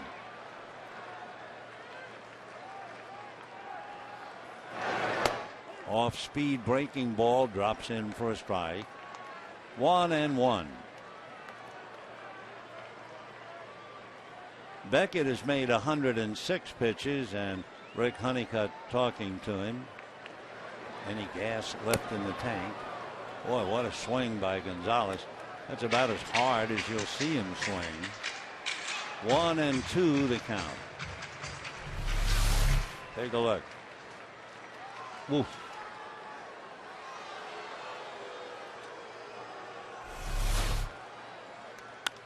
And popped up. It'll be Pennington calling. And one away. So far tonight, Kemp has singled, struck out, and popped up. Gonzalez has singled, lined out, and popped up. And Ethier has singled and grounded out.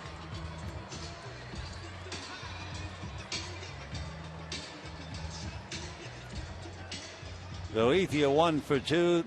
The big 3 for 8.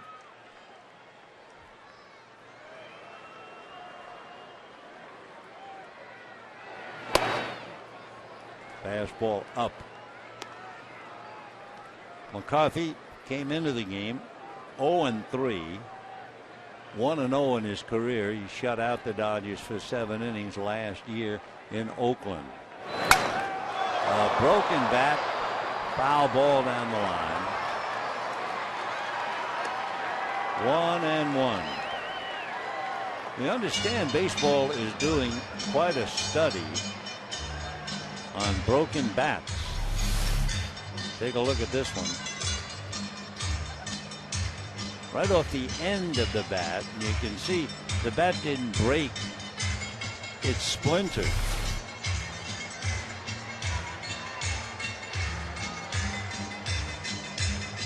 Why so many? You expect a broken bat where the batter hits the ball on the handle.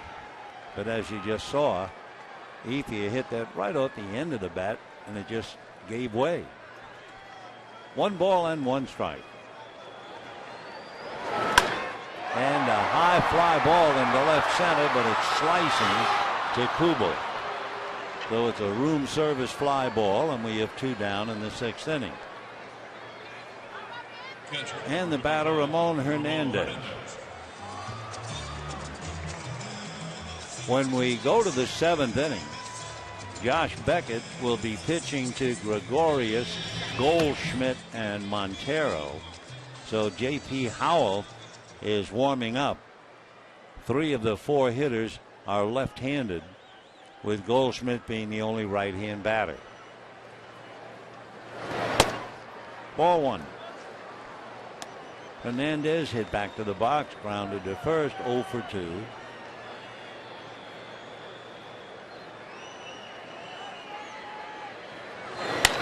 And he hits a hopper, speared by Gregorius, who throws him out. Wow, what a play by Didi Gregorius. You talk about a flashy shortstop. He is dynamite. And at the end of 6, worth another look. A dive, a backhand stop, up and at him, and get it over there one way or another. And it's 3-2 Arizona.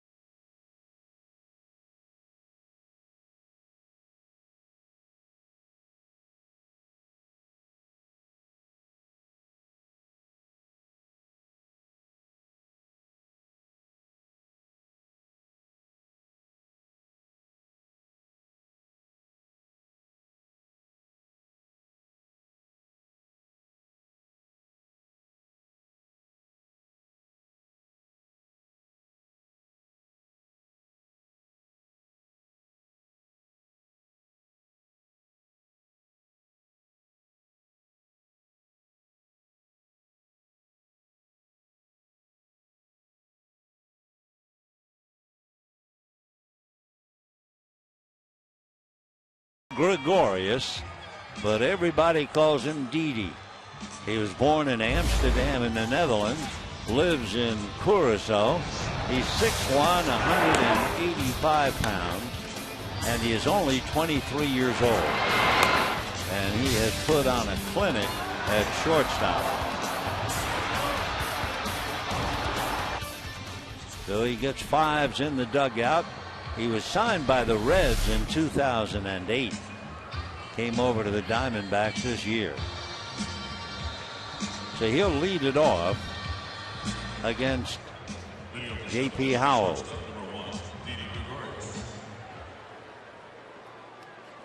Among other things, Gregorius is a solid bunter.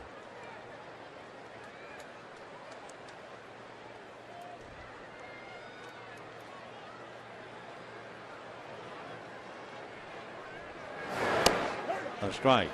One of the things Gregorius did in his first at-bat as a Diamondback, he hit his first big league home run, and he did it at Yankee Stadium. It wasn't his first at-bat because last year he had 20 at-bats for the Reds. He's added one more home run since, so he has two. Howell is backed up by Belisario. 2 balls and 1 strike. So Josh Beckett went 6. Here's Belisario throwing back of Howell. Beckett went 6, 3 runs, 9 hits, 2 walks, 5 strikeouts, and he made 106 pitches.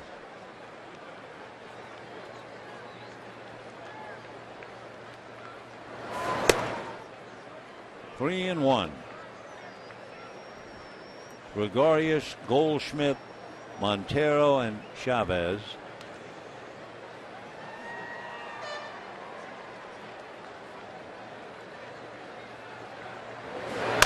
And ground ball up the middle.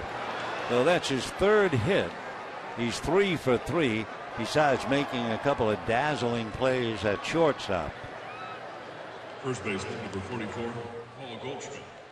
Now Goldschmidt coming up, but we'll take another look at Didi. Just bangs it right up the middle.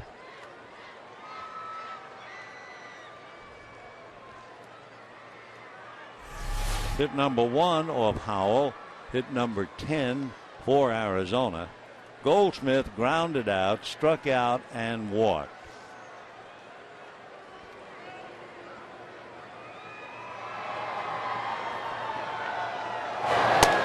And ball 1. Howell and Goldschmidt have never tangled before. On deck, Montero. Montero's 0 for 1 against it.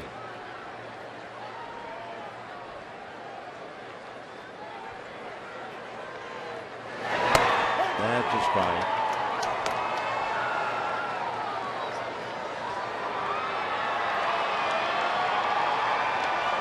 Goldschmidt shaking with Matt Williams. Stand. 3 runs, 10 hits. 2 runs, 7 hits for the Dodgers. 1 and 1.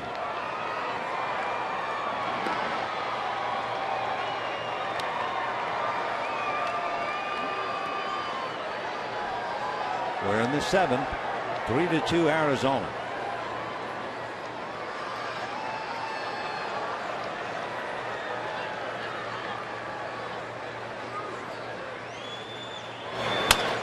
Ground ball of the hole, gobbled up nicely. They get 1. They turn it in time. So Punto starts the double play. They erase Gregorius. Schumacher made the turn, and we have 2 out, and the batter will be Montero. Punto covering a lot of ground to handle that. Howell showing a little pep and feeling and emotion out there. 2 down. Montero twice flied to left and struck out. Goldschmidt going over to the well.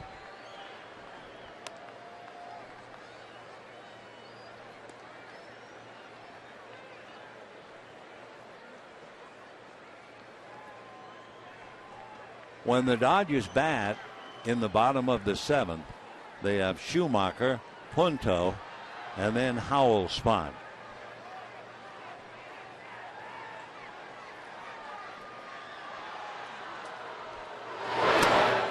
Right, 0-1.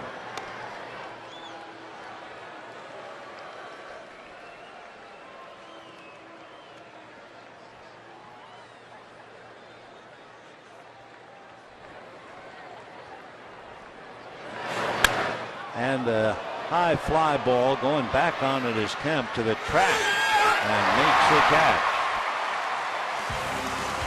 So Montero goes 0 for 4. And we're heading for the bottom of the 7th, 3-2 Arizona.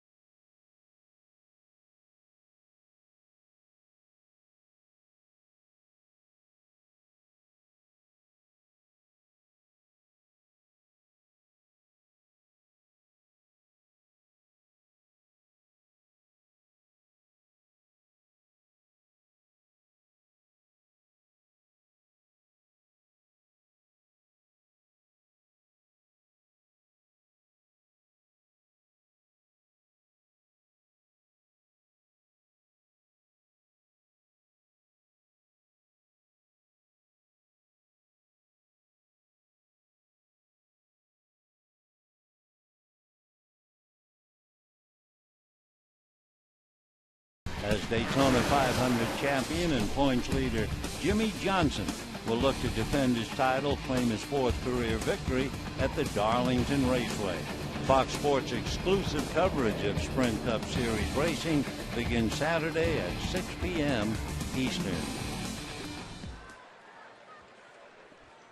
Bottom of the 7th, Schumacher, Punto, and then we'll see about Howell. Brandon McCarthy in quest of his first win, and he's leading 3-2 in the 7th. Schumacher has lined out and grounded out 0-4-2.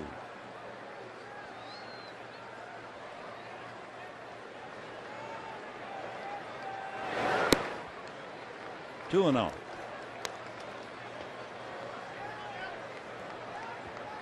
Down in the Dodger bullpen, it's Kenley Jansen beginning, and Belisario no longer throwing. Now, Brandon McCarthy is close to giving up a walk, and that is news. Coming in, he had gone 109 without giving up the traditional walk. In there.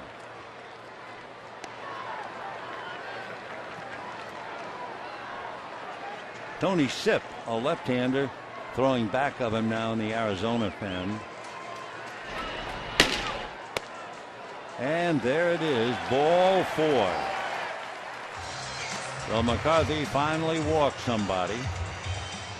And the batter will be Nick Punto, who shocked everybody, his teammates, and I'm sure himself, when he came up in the 2nd inning, made good, solid contact, and hit home run number 1 to the delight of D. Gordon and the Dodgers. He now has 16 home runs in his career. last time up, grounded out.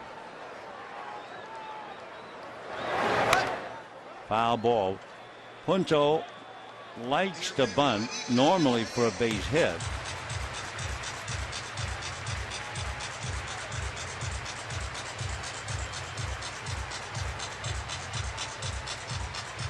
A.J. Ellis comes out on deck. He'll be hitting for Howell.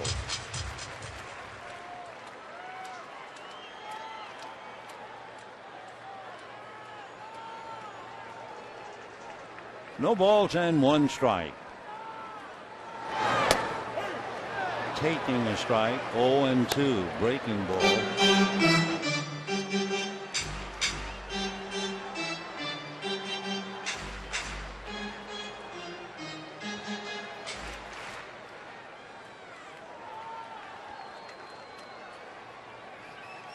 Oh, and 2.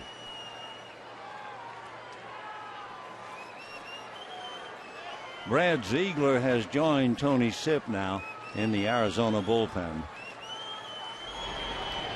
I think that walk to Schumacher was the first walk given up in 134 batters. He walked 1 intentionally, but a traditional walk, 134 hitters. 0-2 to Punto.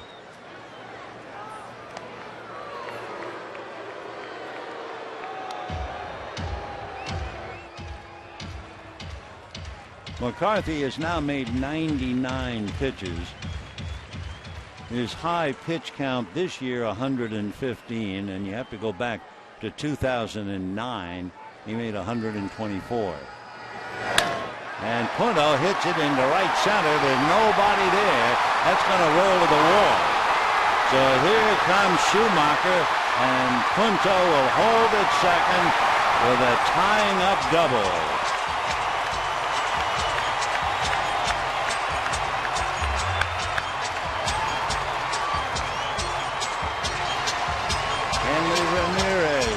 Gesturing to Punto, who is an extremely popular player. He doesn't have to hit home runs to be popular.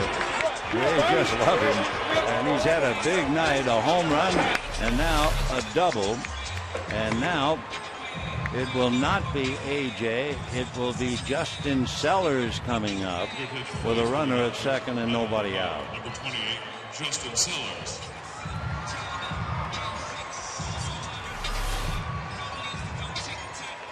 So Punto coming over to talk to Tim Wallach for the moment, and whatever Punto said, Wallach grinned. I think Punto want to make sure his Sellers up there to bunt, and then you have Carl Crawford and D. Gordon.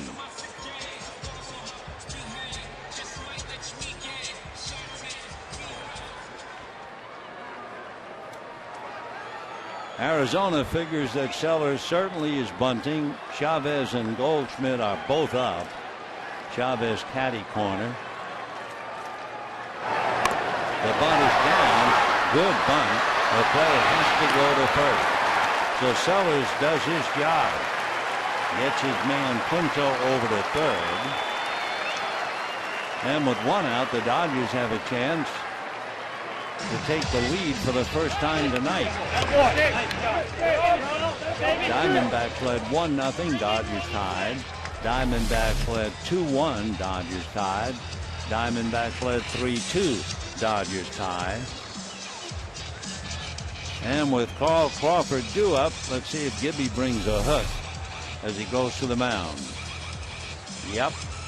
So McCarthy walks a man after, I believe it was 134 batters, and out he has to go, and we'll be right back.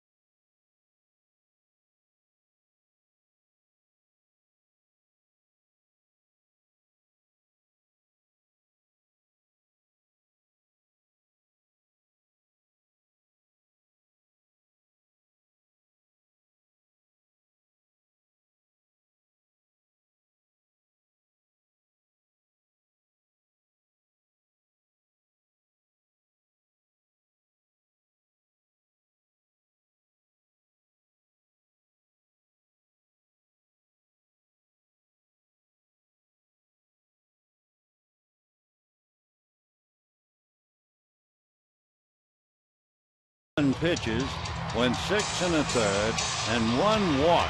Really ruined his night. So he goes out where he can't win. He can either tie or lose. And Tony Sipp from Mississippi. He's from Pascagoula, Mississippi. He went to school at Clemson. Still lives in Mississippi.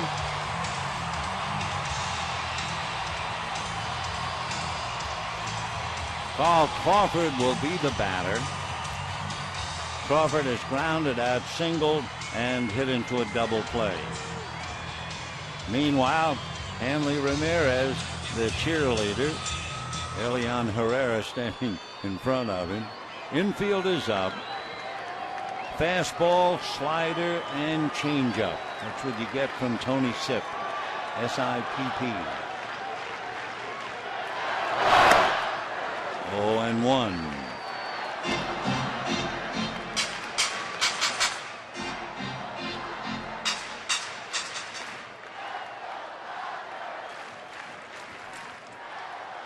Punto, the man of the hour at third base. 1 out, 3-3, bottom of the 7th. And now Crawford in a hole. No balls and 2 strikes. D. Gordon waiting on deck. Tony Sipp is an even 6, 190.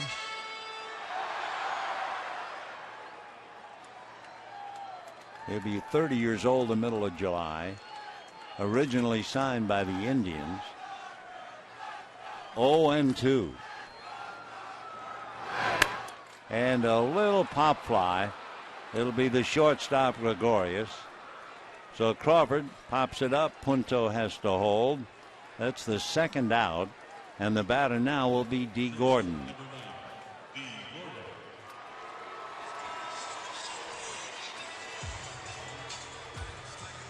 Arizona now really looking bunt with 2 out. And Gordon facing a left-hander. So Chavez is well in. And so is Goldschmidt. The outfield is shallow to left, a big gap in right center.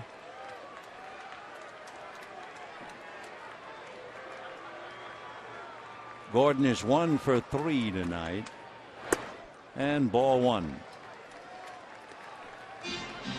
Gordon struck out in the 1st inning, hit into a force play in the 2nd, and singled to right in the 5th.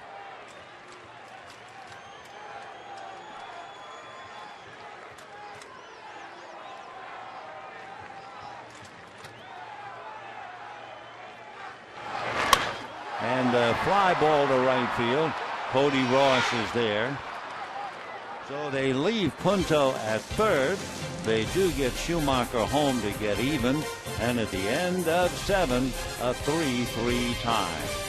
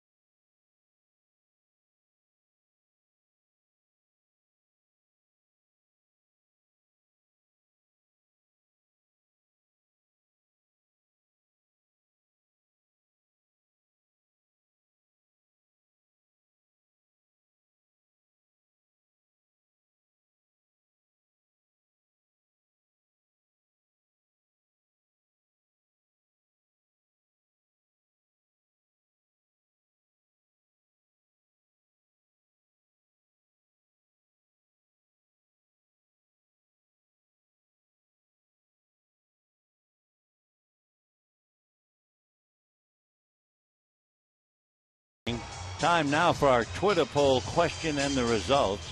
Remember about last night? The fly ball, Crawford did or did not catch it. It looked like he caught it. The umpire said he didn't. And we wanted to know, should there have been a replay? 80% of you said yes.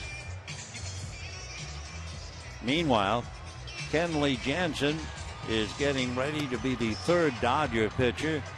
Beckett, then Howell, and now Kenley. So you had the strange and wonderful story as baseball has expanded around the world. But what are the chances of two fellas from Curacao in this game tonight? Kenley Jansen and Didi Gregorius. Jansen will be pitching to Chavez, Ross, and Kubel. Meanwhile, Gregorius, who has been sparkling not only with the glove, he has 3 for 3, and he has a 10-game hitting streak. Eric Chavez double, scored a run, single a left, 2 for 2. Those at bats were against Josh Beckett.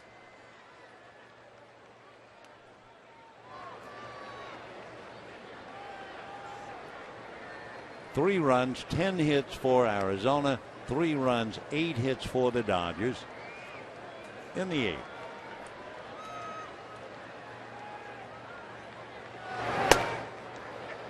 Looked like a cutter. 1 ball and no strikes.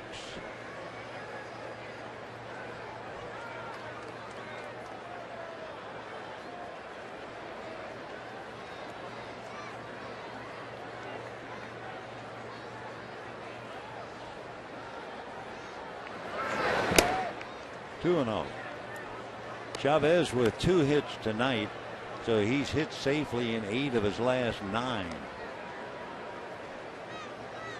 6-time Gold Glove winner. Won the American League Silver Slugger Award way back in 2002. 2 and 0.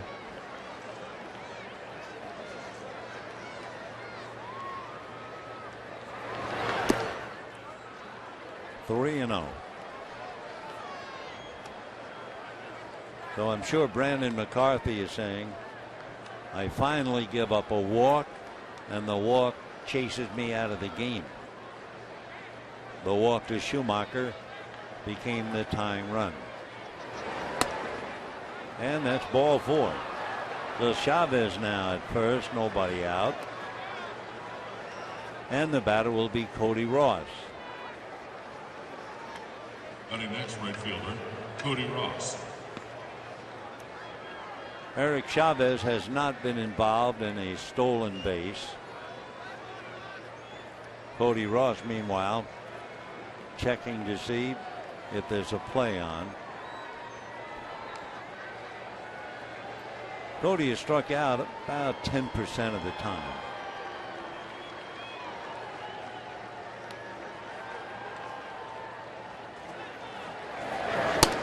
And a strike. Kenley Jansen and Cody Ross. Cody is 0 for 2. Jansen has struck him out each time. 3-3, 8th inning. Tomorrow night, Wade Miley, Clayton Kershaw. And there he goes, and the pitch turns around Ross. I'm not sure if it hit him or not. But Chavez is certainly at second base. He just did get out of the way of that thing. Missed that elbow by an inch. So it's a straight steal for Eric Chavez. Again, the Dodgers just can't seem to keep the leadoff man off base. The only time the leadoff man made off for Arizona was when Pennington opened up the 6th inning and flied to left field.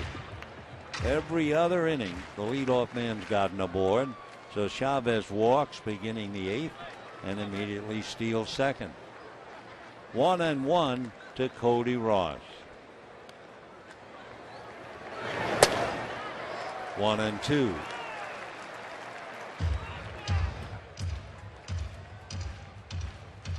Each side scored in the first inning. Each side scored in the second inning. Arizona scored in the fifth. Dodgers got even in the seventh. So eighth inning, 3-3.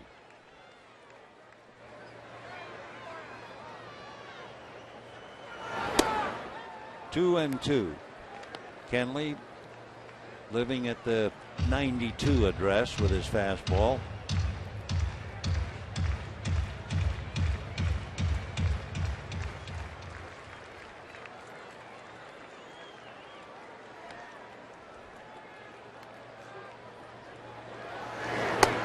And a high fastball takes care of Ross.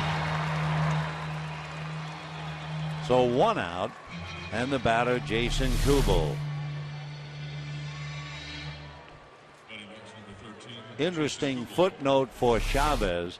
When Chavez took off and that fastball almost hit Ross, Chavez credited with a stolen base. So that means Jansen has allowed 18 stolen bases without anyone being caught.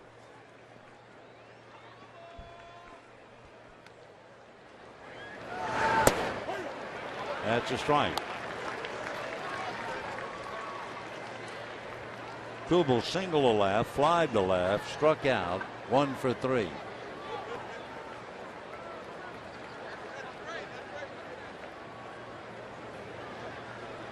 No balls, 1 strike. 0-2. 92-93, that's about where Jansen is.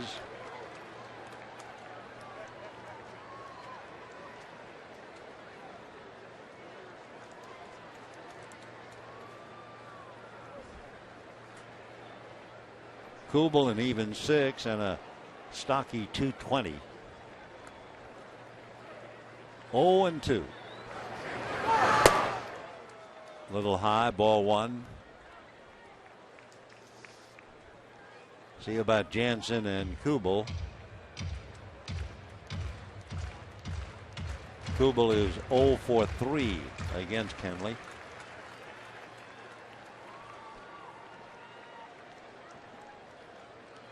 D. Gordon trying to take a step away from Chavez out there at second base.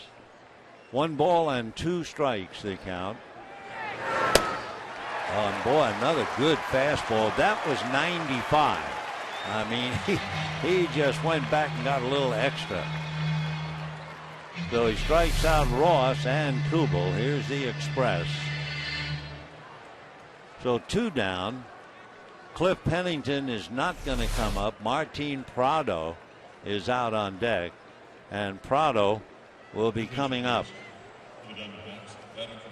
Prado last night walked and had 2 singles.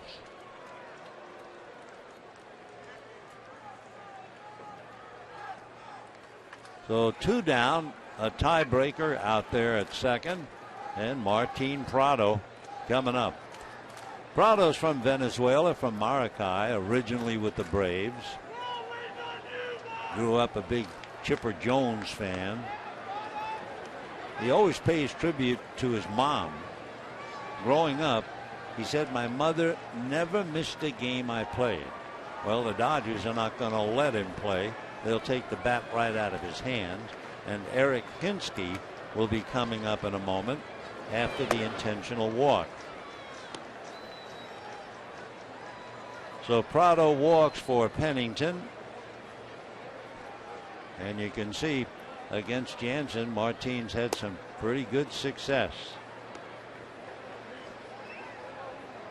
So it'll be Hinsky in a moment, batting for Sip.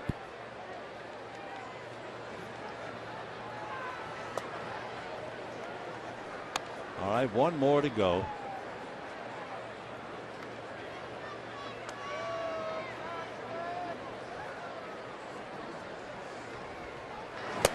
All right, ball 4. Hinsky hitting .240. coming off the bench this year. He's been primarily their #1 pinch hitter. He is 6 for 20 with a home run and 4 runs batted in as a pinch hitter.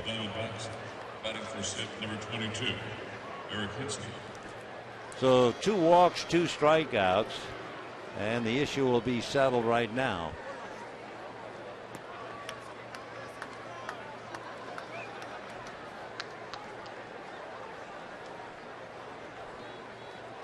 Hinsky out of Wisconsin, born and raised in Green Bay Packer Company, however went to school at the University of Arkansas. They wanted him to play football there. He hits a ground ball to third, put out to the bag, and that's the end of the inning. So a force play at third, no runs, no hits, 2 left. The end of 7 1/2, 3-3.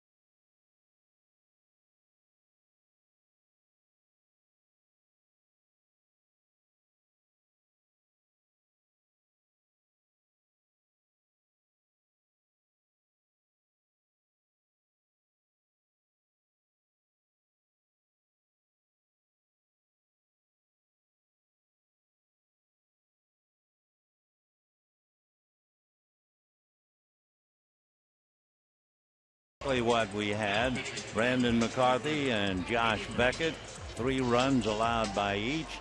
They were both throwing strikes. 2 walks given up by Beckett, 1 walk given up by McCarthy.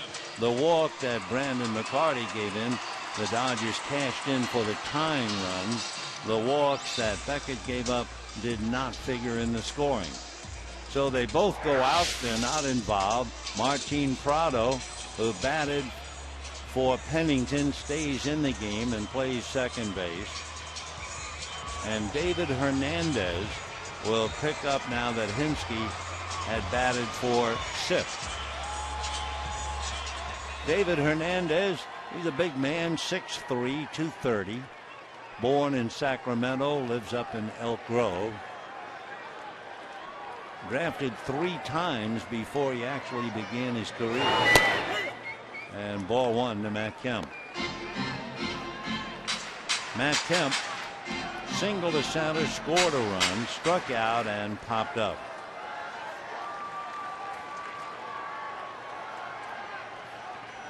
Oh, and 1. And that's going to go down the left field line for a base hit. Over to get it is Kubel. Matt digging for 2, and he is in there standing. So Kemp opens up the bottom of the 8th with a double to left. And now Gonzalez, Ethier, and Hernandez trying to pick him up.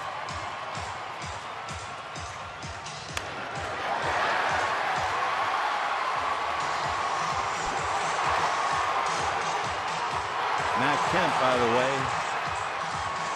was hitting .286 against Hernandez. Adrian Gonzalez is hitting .250, 1 for 4 against the right-hander. And then we have Ethier. Andre hitting .200 against Hernandez. And ball one. Dodgers have not led tonight, and this is a golden opportunity. With runners in scoring position, Adrian Gonzalez is hitting .480.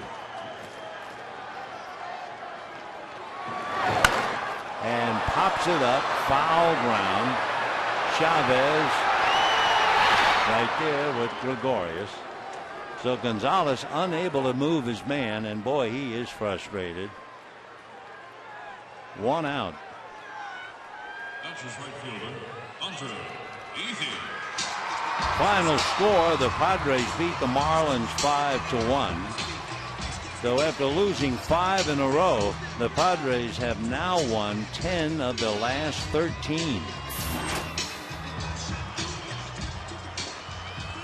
Andre Ethier with one out, Kemp at second base, and on deck, Ramon Hernandez.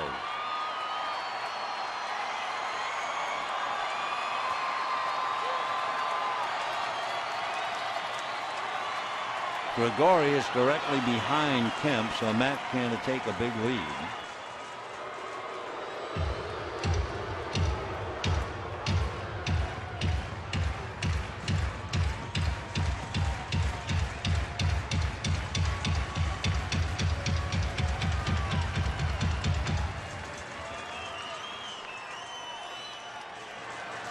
Three, bottom of the eighth. One out, Kemp at second base.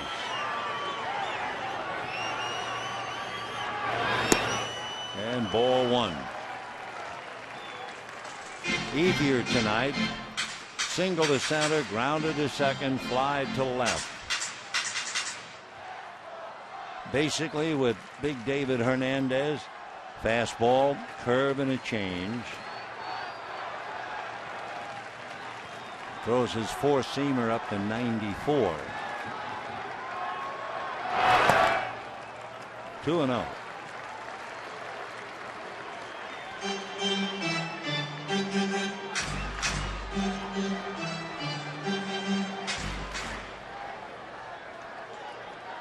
$33,611 on the scene. Now they've decided to put Andre on. That'll put runners at first and second with one out. And we'll see about Ramon Hernandez coming up in a moment.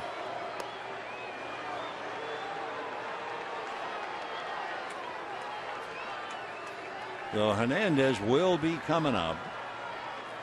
2 on, 1 out. Hernandez hit back to the box, grounded to first, lost a hit when he grounded into the hole at short, and Gregorius made a wonderful play to throw him out. So David facing Ramon.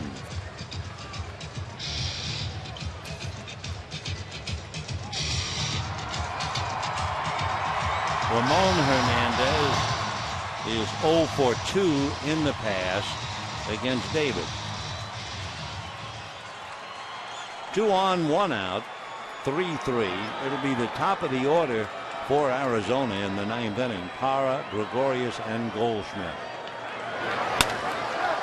Slicing fly ball to right. Coming up for it is Ross. Runners have to hold. Kemp did what he wanted by making Ross throw. So 2 down. Second baseman. And Skip Schumacher coming up. Schumacher lined out to first, grounded to short. Got the only walk given up by Brandon McCarthy. The first walk, I believe, after 134 batters. And that walk was cashed in on the double by Punto.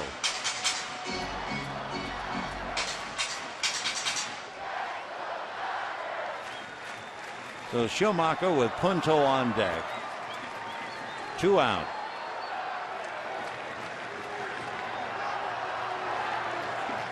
Boy, Punto really trying to get a look at David Hernandez.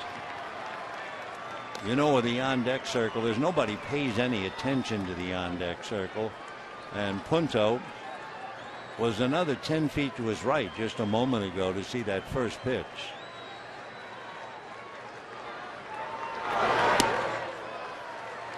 Two 2-0.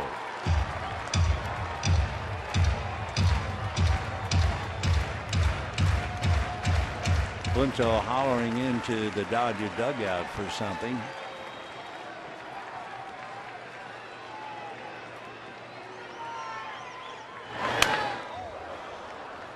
Throwing hard at 94. 2-1 to Schumacher. Hitting 137.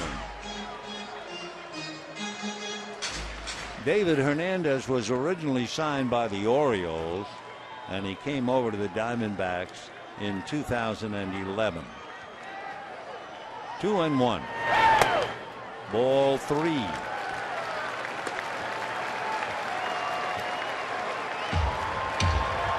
So Punto, who has a home run and a double, is waiting on a 3-1 count to Schumacher.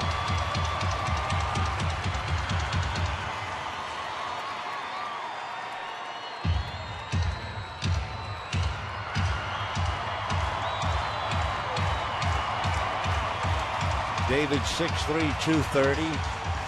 Sellers and Crawford anxiously watching, joined by Luis Cruz. 3-1 to Schumacher. Ethier and Kemp taking their leads. 2 out.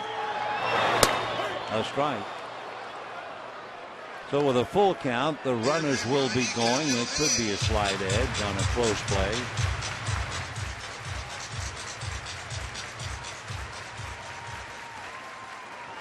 Hernandez has walked 7 and struck out 16. 3-2, runners go. Ground foul.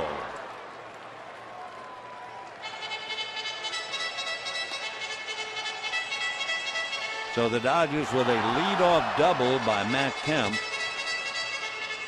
and they haven't been able to advance him 3 batters later.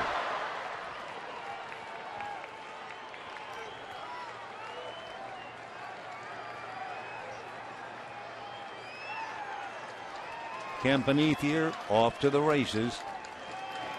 There they go. And a little flare to Gregorius.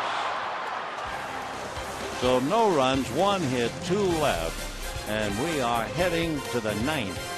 3-3.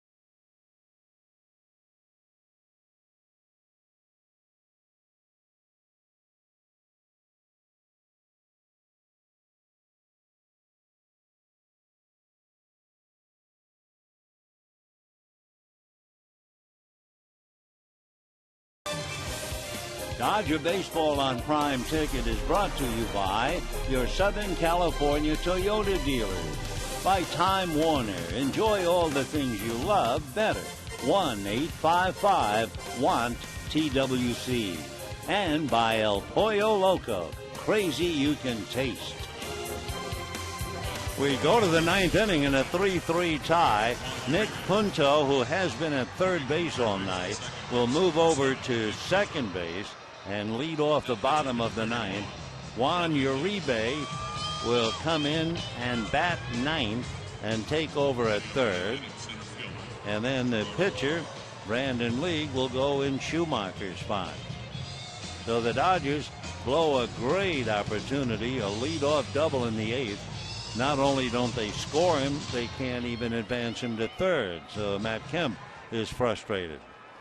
Meanwhile, it will be Gerardo Parra, followed by Gregorius and Goldschmidt and Brandon League on the hill.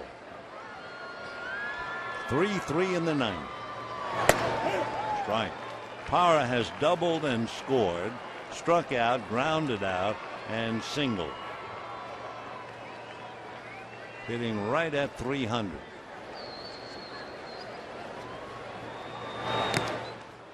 One ball and one strike.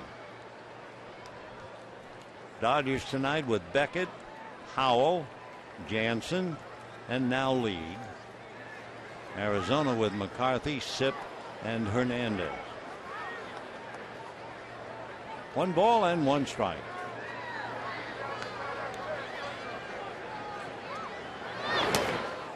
One and two. Brandon League, the Dodger closer, born in Sacramento but raised in Honolulu. Brandon originally signed by the Blue Jays, came up to the Jays, eventually went to the Mariners, and then last year joined the Dodgers.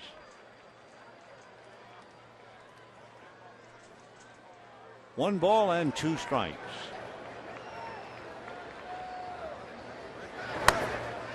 Two and two. Brandon League, basically good fastball. Earlier days actually clocked up to about 100. Then he has the sharp curve, a circle change, dropped the change up and went with the splitter. Fouled off.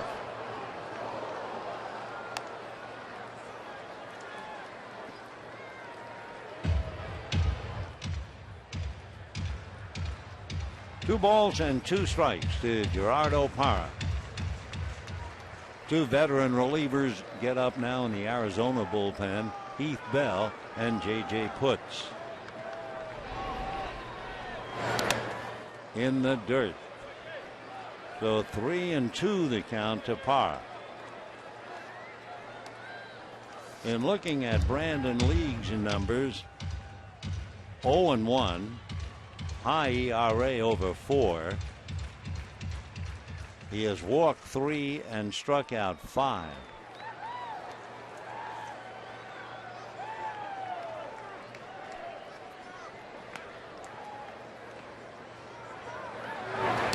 Check swing, and there's ball 4. So the Dodgers had a tiebreaker in the 8th inning, couldn't cash it in. And now the D-backs get the tiebreaker in Parra, followed by Gregorius, Goldschmidt, and Montero. Gregorius has had a big night with the glove and with the bat.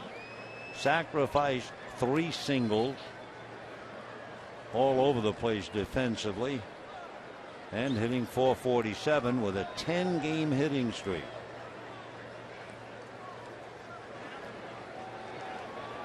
That does it again for the Dodgers. They are really playing the game backwards. By walking Parra opening up the ninth, it means the Dodgers have allowed Arizona to have the leadoff man get on 8 of 9 innings. The leadoff man has scored in 3 of the 8. Parra in the first inning, Chavez in the second inning, and Gregorius in the 5th inning. And now they put Parra aboard.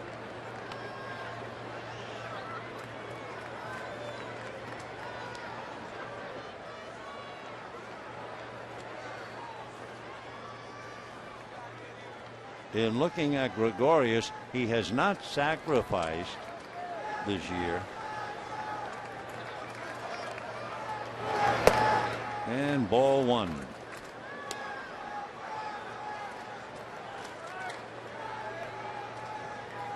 Well, we just missed. Jansen pitched the 8th inning. Then we could have had the two fellas from Curacao going head to head.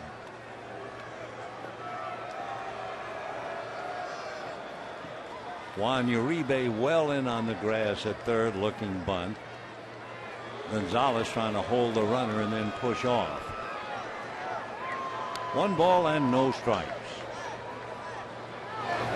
Gregorius lines it foul. 1-1.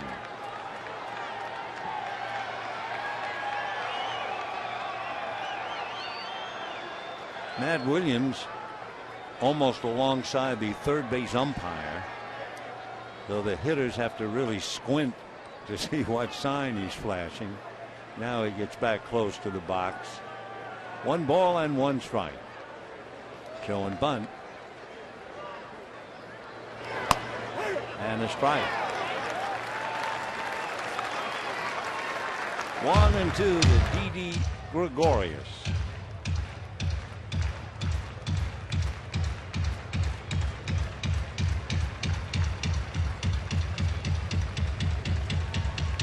Hara over at first base has stolen 4, but he's been caught 4.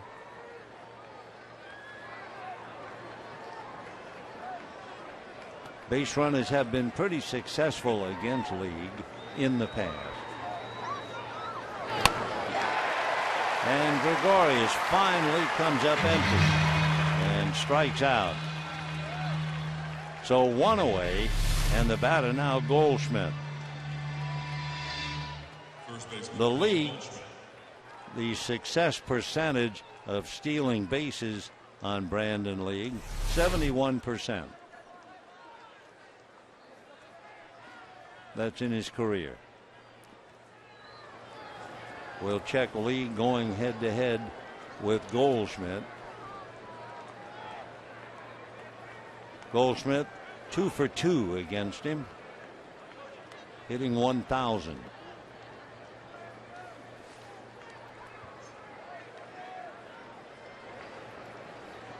Three in the 9th. 1 out. Parra at first.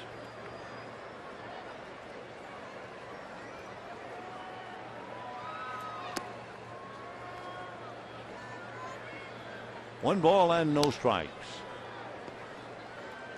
Each side scored in the first inning. Each side scored in the second inning. Diamondbacks scored in the 5th. Dodgers got even in the 7th. Nick Punto has played a big part with a home run and a double. 1-0. Check swing, strike. 1-1 the count to Paul Goldschmidt. Grounded out and struck out, walked, and hit into a double play. Last night they couldn't get him out. He had 4 hits.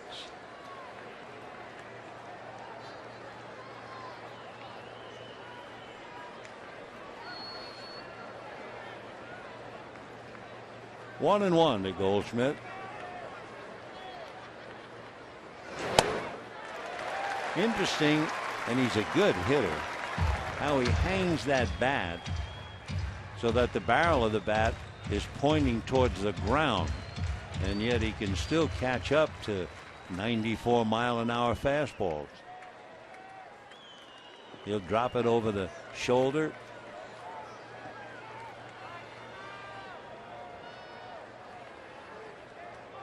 There it goes.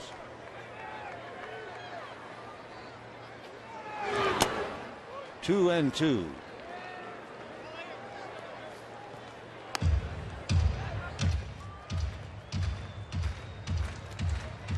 Goldschmidt out of Delaware, big man from a little state. We mentioned earlier he's just been tearing up the Western Division on the road.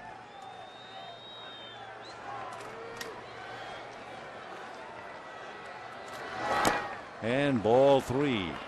So now League with a full count and 1 out. And the first decision for Kirk Gibson, will he run Parra? When you look at Goldschmidt, who's basically a power hitter, he has struck out 35 times.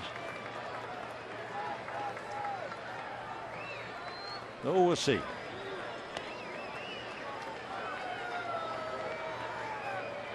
Parra is not going.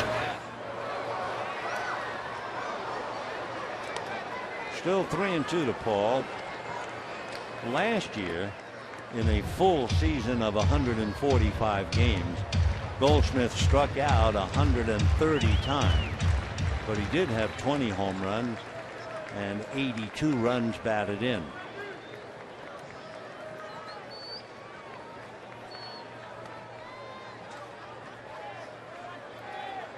Parra's not going.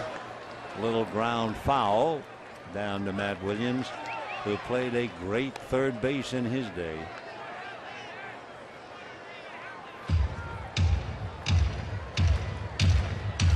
Matt Williams, boy, what a fixture he was for San Francisco.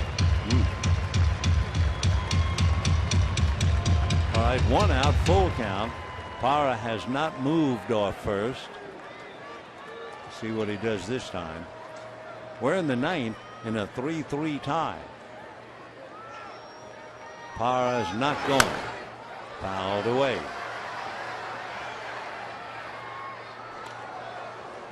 So Goldschmidt fouling off 94-mile-an-hour fastballs.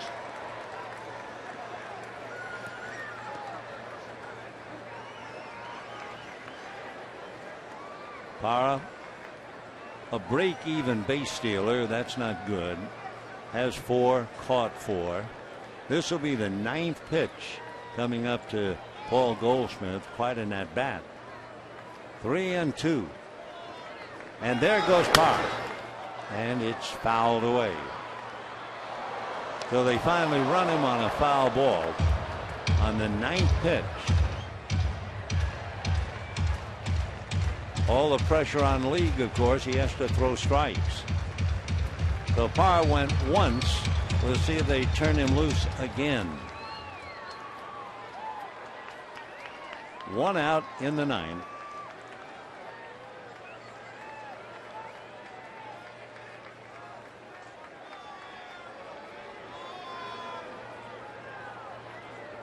Parra stays. Foul back. So it's an 11-pitch at bat now between League and Goldschmidt.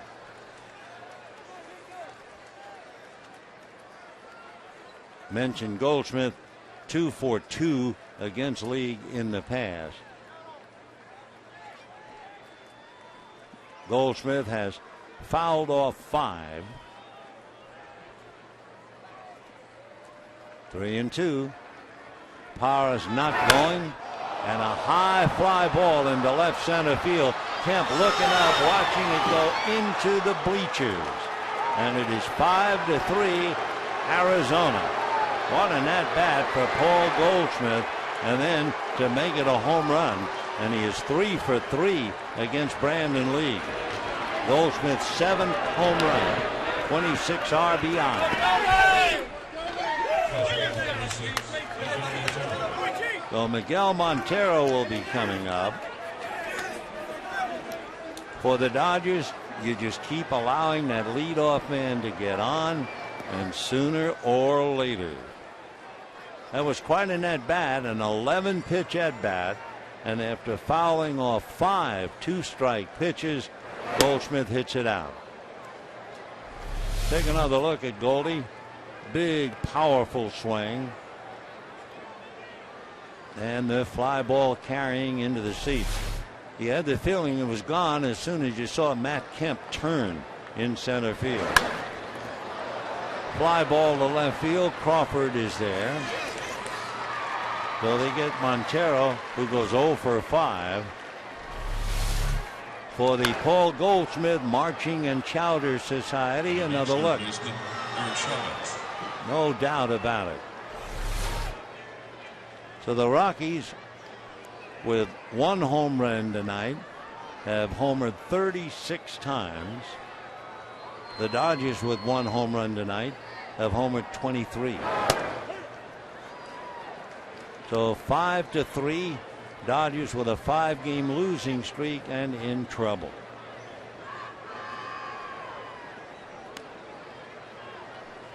Chavez doubled, hit into a force play, singled, and walked.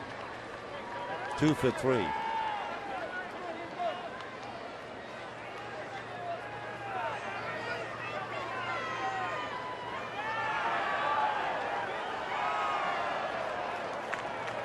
And 2. That takes care of Chavez.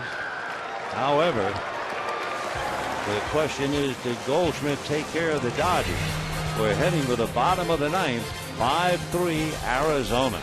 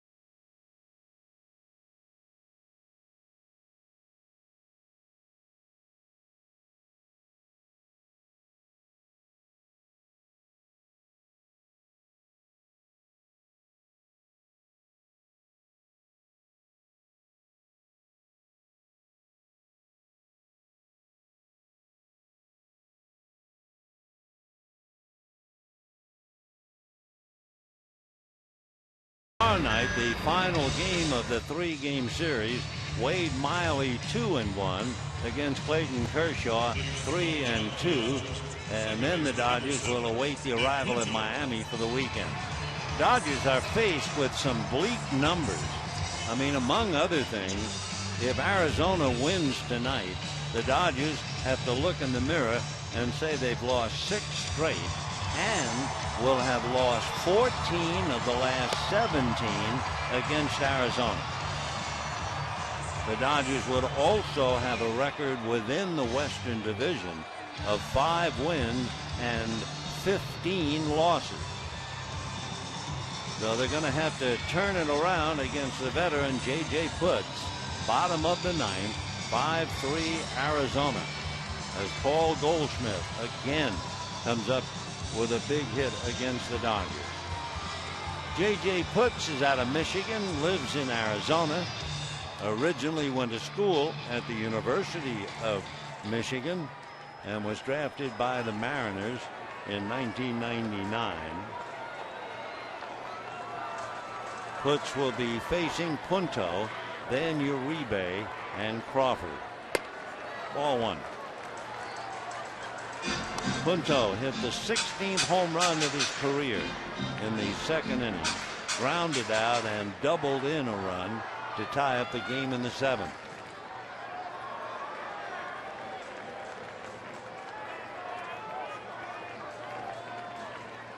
One and 0.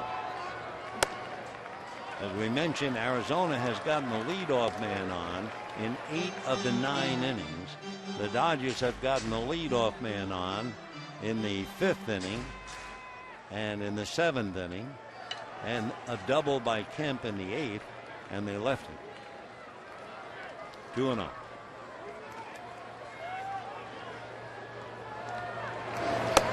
And ball 3. J.J. Putz 2-1, but an earned run average over 4.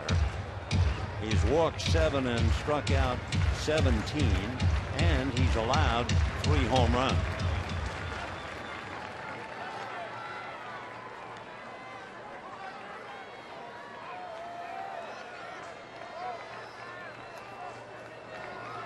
Three and 0. Ball 4. So for the 3rd consecutive inning, the Dodgers get the leadoff man aboard. And Juan Uribe. Now let's see. Putz started to walk off the field for the moment. We'll see if he hurt himself or what. And there'll be a meeting at the mound.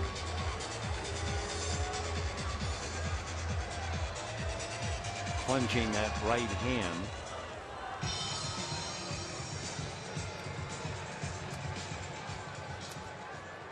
Putz is 36 years old. He's thrown a lot of baseballs going back to '99, and apparently he can't continue. He wasn't close on the 3-0 pitch, as you can see. Looks like he's lost the feeling in his right hand. And so they will be replacing an injured pitcher. And we'll see if it's Heath Bell. The last time we looked down there, Bell was warming up. This case. And Bell will be called in. Now Heath Bell will have all the time in the world until he's ready. Remember how he ran in with San Diego? Well, he does the same thing with Arizona. So we'll be back right after this.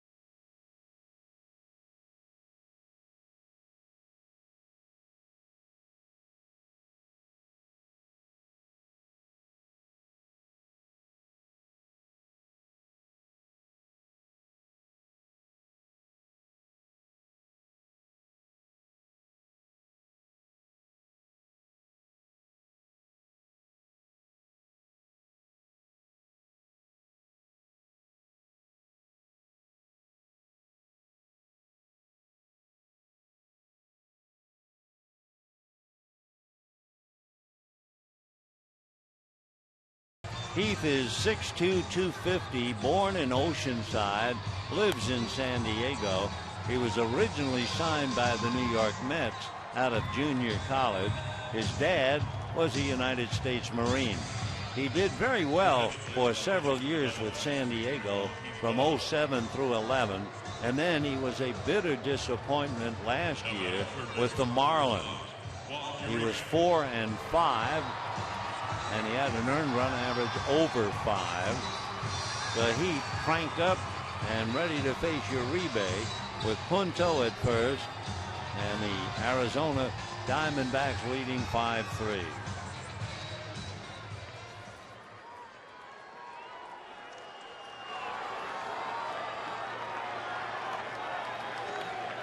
Uribe hitting 200 against Bell. In the dirt, all the way to the backstop. Punto down to second on the wild pitch.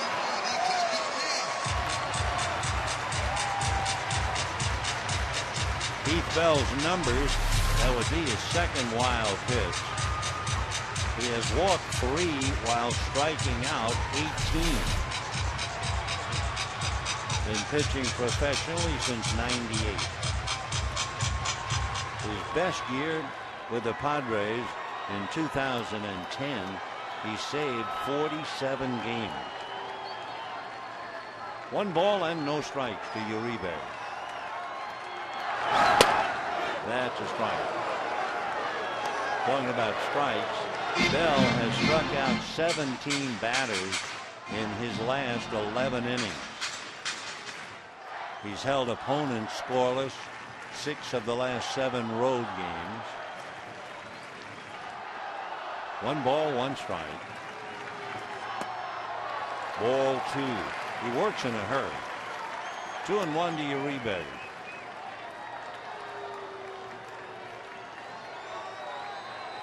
Waiting on deck, Carl Crawford.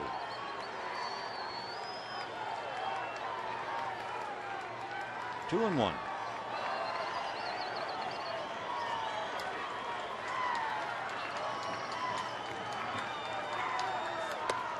And ball 3.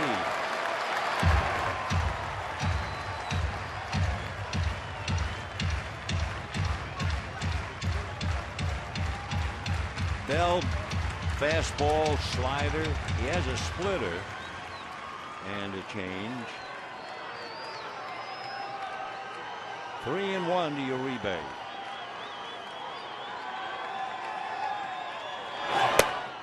And a strike. 3-2.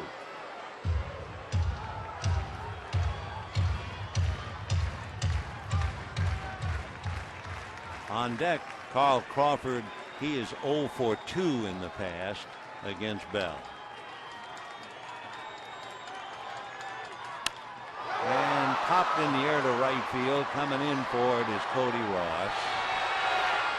So Uribe, a fly ball to right. Punto holding at second.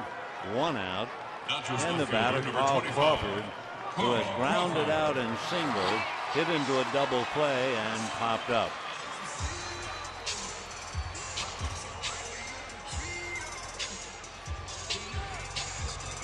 Keith Bell has been so busy over the last few years. You go back to 2009, and Bell leads all major league relievers. He has 152 saves, 3-time an All-Star. So he's certainly well accustomed to the pressure. 1 out, 9th inning, 5-3 Arizona. Ground ball off the glove of Bell. Deflected to Prado, who throws in time to get him.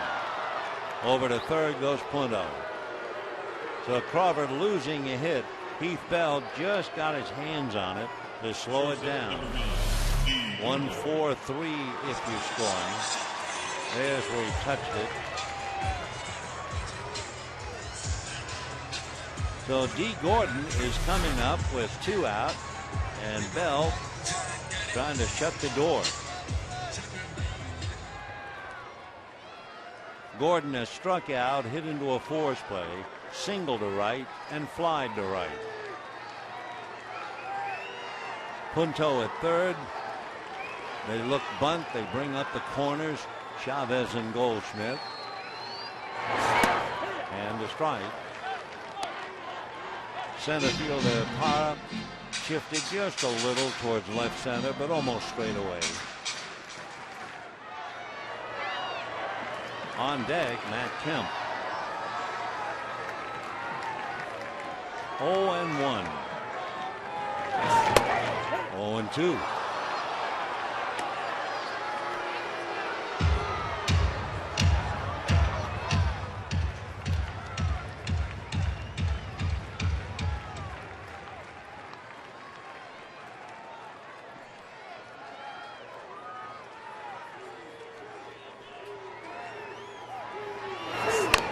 Fouled away.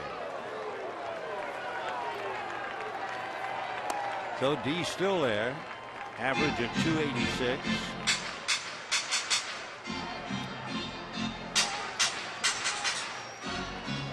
Just looking ahead in case it happens. Matt Kemp is hitting .385 against Bell with a home run. But somehow they've got to get him up to the plate. 2 out. 0-2 to Gordon. Now back. It's been McCarthy, Sip, Hernandez, Put, and Bell. For the Dodgers, Beckett, Howell, Jansen, and League.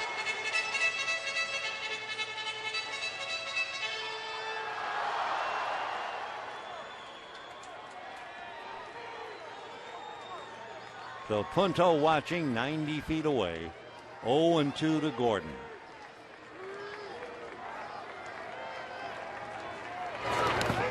Chased one in the dirt, scooped up by Montero, the out recorded, and down go the Dodgers. They leave Punto at third, so it's 5 runs, 11 hits, and no errors for Arizona. 3 runs, 9 hits, no errors for the Dodgers, who have now lost 6 in a row. And tomorrow night will rely on the left arm of Clayton Kershaw. Stay tuned for Dodgers Live coming up next. Good night, everybody.